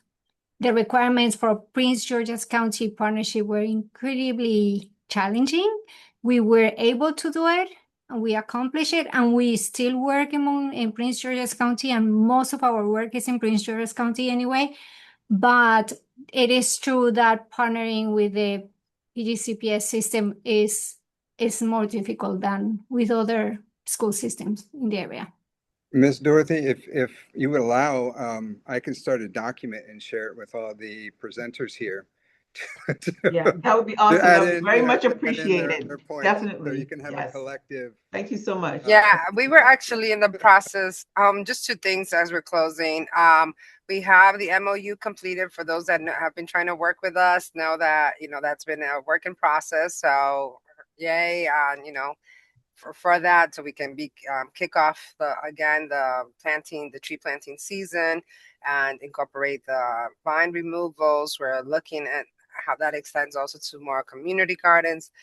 And in that process, we were in the process of also sending a survey on understanding maybe some of the challenges or work. That's why we had the pilot program and trying to assess areas that we can improve. And that seemed to be one of the challenges we heard. But happy to, if you like to start the document and send that over to us, that that's definitely helpful. It helps us, so we appreciate it.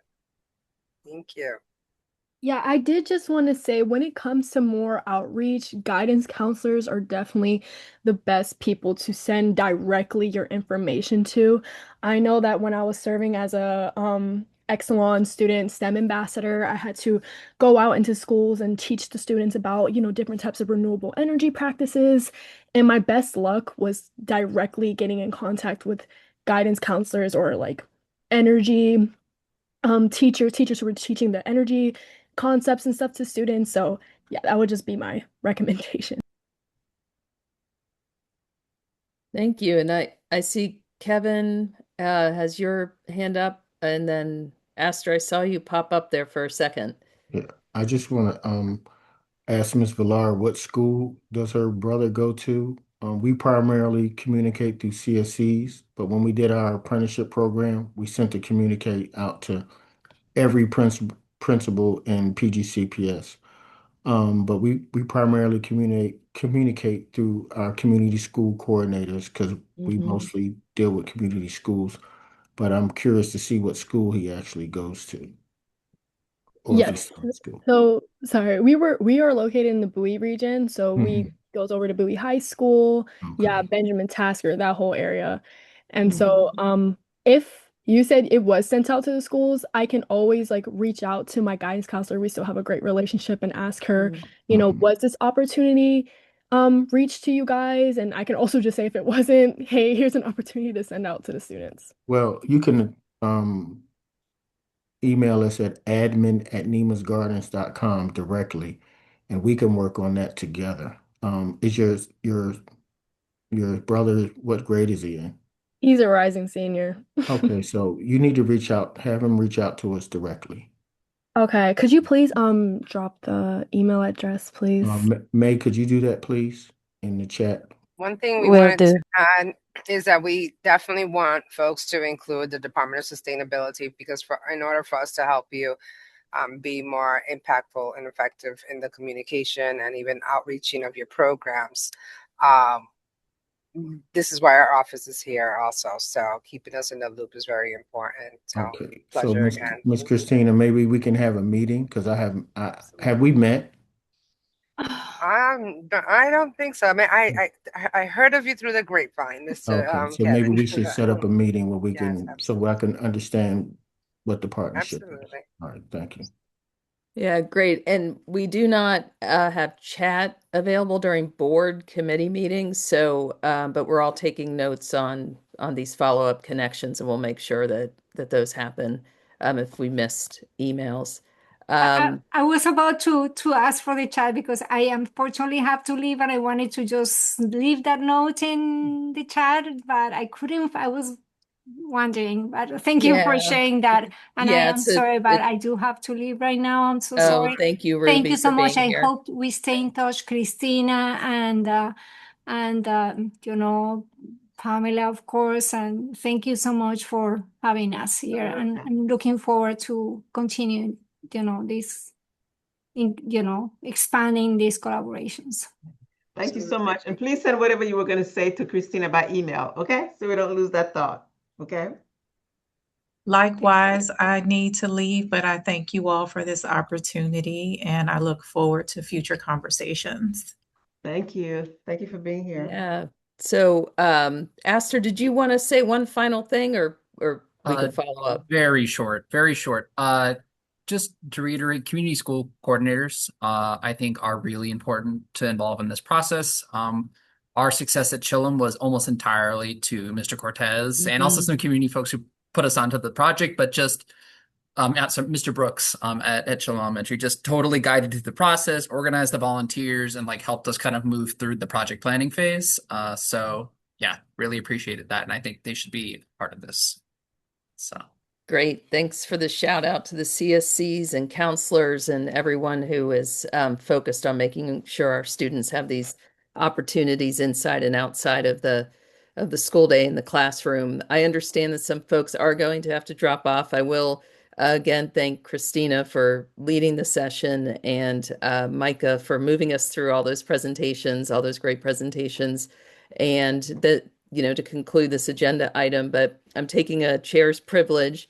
And as right before we adjourn, which is the last official act, I am excited to add an agenda item of welcoming Brianna Malcolm back to the committee. Brianna served on the very first year when we were actually writing the plan, doing student town halls, and presenting the plan to the board. And I was reminded today that it has been 4 years and Brianna has graduated from college. So I asked Brianna to come and talk about, if you could just tell us, I'm sure, now that you've had years of college, going back to high school, they're reaching back, but you had a spark about, how you found this opportunity with Climate Change Action Plan activities you were doing at your school. So if you could just remind us, like your high school, some of your activities, and then take us through the college years and how that all of this influenced for career growth. But before you start, I'm going to, at least once a year in a board meeting, I like to talk about the PGCPS student learner profile. It is so inspiring to me, and I think our work on climate action really gives our students this opportunity, and they're our why. That they're communicators, critical thinkers, creators and innovators, goal-oriented learners, and global citizens. And so when we have a chance to hear from an alumni, I'm thinking about, do PGCPS provide our promise to the student leader? So with that, I will transition to Brianna. Thank you for being here. Thank you so much for having me. Yeah, it's crazy how much time has passed. I can't believe I've already graduated college since then. It kind of feels full circle, being able to come back here and speak to everyone again. And, thinking back, I feel like one of the most valuable parts of, working with the work group was being exposed to these kinds of conversations so early, because I already knew that, I wanted to work in the environmental space, but I wasn't sure like where, I would fit in within that space. So being able to sit down with professionals and community leaders and hearing how their different, backgrounds and experiences, shape how they view the environment and how they view these issues kind of really helped me. And having the ability to, be able to also share my perspective and, have it being listened to and not kind of, overshadowed by the fact that, I might not have much experience in the environmental space was really helpful for me. And the people that I met at the work group helped me to kind of kickstart a composting initiative at my high school, which was Eleanor Roosevelt High School. Before, the work group, we would just do, recycling and stuff. But, I met with the teacher who was like the head of the environmental club there. And, we met with someone from the work group and we started, putting our heads together and we were able to start doing composting at, Rose. So that was like, seeing that come to fruition was, a great experience. And for me, throughout my college career, something they would always stress is how environmental work is interdisciplinary. So, being in the work group and also learning that throughout my college career was kind of like putting these two things together and showing that, yeah, you really need all these different perspectives from these different fields to really actually make a plan. So throughout my high school career, I've been able to, do a lot of field work. I've done field work relating to bats, bears, fishers, and I've also had the opportunity to do field ecology in South Africa. So I am all for, hands-on experience. I love it. I love getting down and dirty. You know, if you say we're gonna go out and do something, I'm your gal. So, you know, looking back, I feel like the work with the climate action focus work group was really an important part of my journey and giving me exposure in the environmental space and, you know, kind of making me not being as afraid of, you know, not knowing anything. Like, it's okay to not know things. You know, I'm kind of like a sponge. I'm here to learn from people and hopefully being able to share some of the things that I've learned throughout my college career with, you know, other people. Yeah, thank you so much. So, you know, in our group, we did have some of our current high school students were with us earlier. I see they're not here now, but Michael Witherspoon just graduated, class of 2026, and Sophia, who I think maybe just dropped off. She's going into her junior year of college. So, you know what? Why don't you tell us a little bit, like which college you went to, what your majors were, and what was one or two of the best decisions you made during college, like what you accessed, you know, from your college experience to build on now where you're ready to go with your career. And if you want to chat more about that, that would be great. So I went to the University of Connecticut and I studied natural resources with a concentration in wildlife and fisheries. And I also had a minor in ecology and evolutionary biology. I would say my probably most fruitful experience from college was studying abroad in Africa.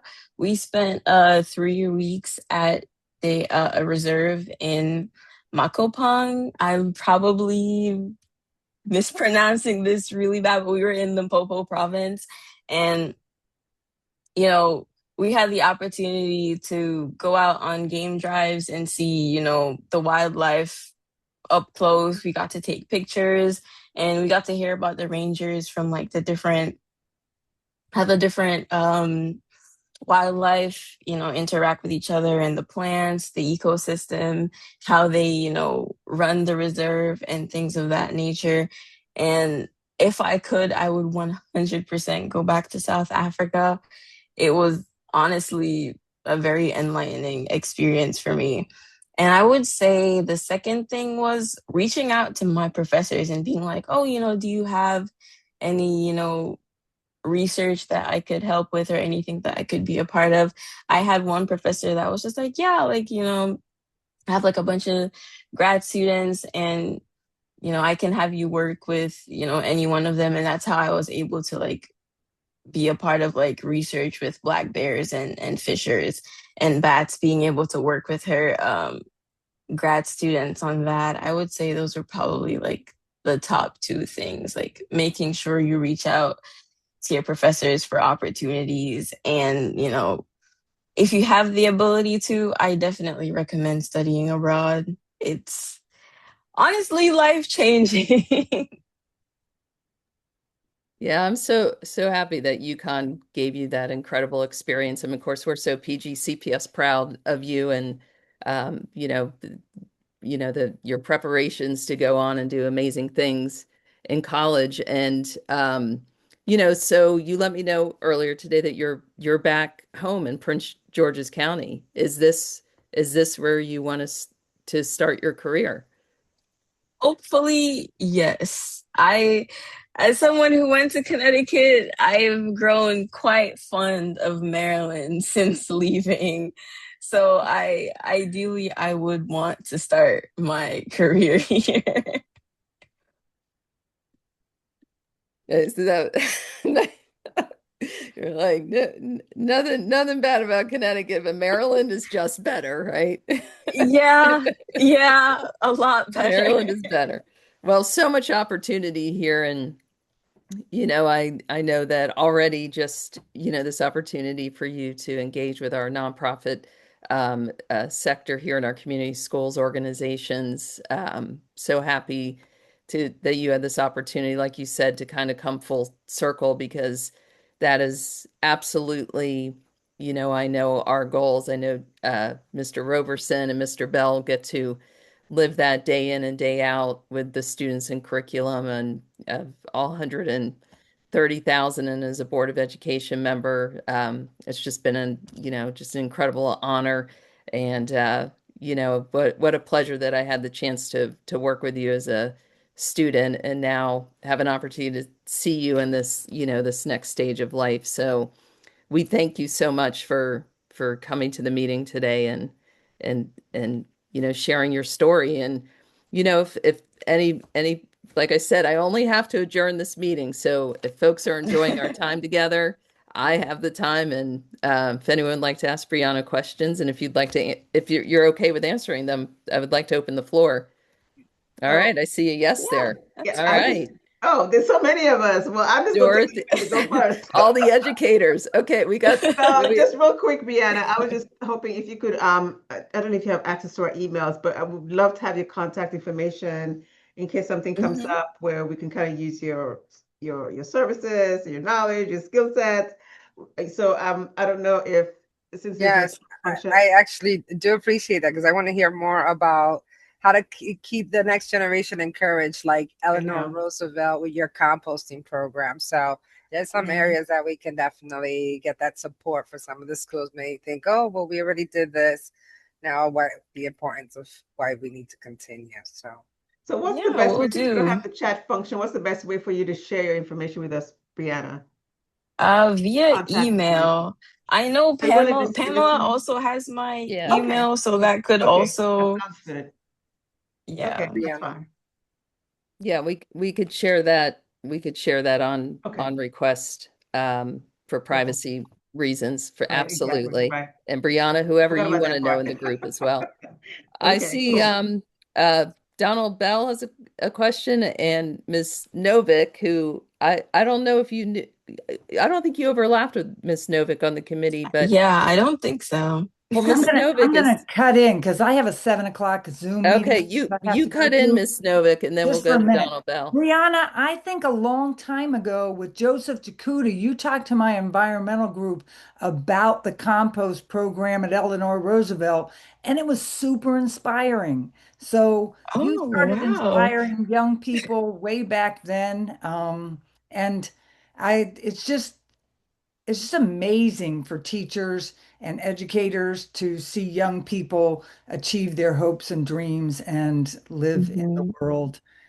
So thank you for that. And I got to go, but this was such an amazing meeting from the adults who work with youth to the youth. Have a great day, everybody, and happy school year. Everybody has a great school year. Thank Brianna, you. You as well. I good luck with your appreciate next. it. Thank you. Thank Good luck you. with next. Bye, Michael. Donald? Yeah, just wanted to say we as board member Boozer Estrada stated, we're so PGCPS proud of you. I believe you were in the video we made at Eleanor Roosevelt, potentially the composting video when you all were first starting that program. And I remember working with you a little bit on the Student Environmental Alliance Summit as well. And you and Maya and some of the other students organizing that program and really broadcasting it. That was one of the first major videos where the composting program was sort of put out there in the public sphere for other students and educators to learn about. And to see where you are now, that's absolutely phenomenal. And yes, we want you in Maryland, studying in the field. If you ever want to talk with students, we have thousands of students in environmental science and biogeochemical systems and so forth. And to that point, that the invitation that I extended to the organizations earlier, in terms of their feedback, also extends to you. You are the closest to coming off of, okay, here's what I learned in PGCPS that prepared me for college, that is now preparing me for your next phase in industry and education. And so, just as your voice was valued as part of the composition of the Climate Change Action Plan, your voice is also valued in whatever we do next. So, I just wanted to say thank Thank you. you. And that's really inspiring. And, environmental educator is not bad either. I'm just saying.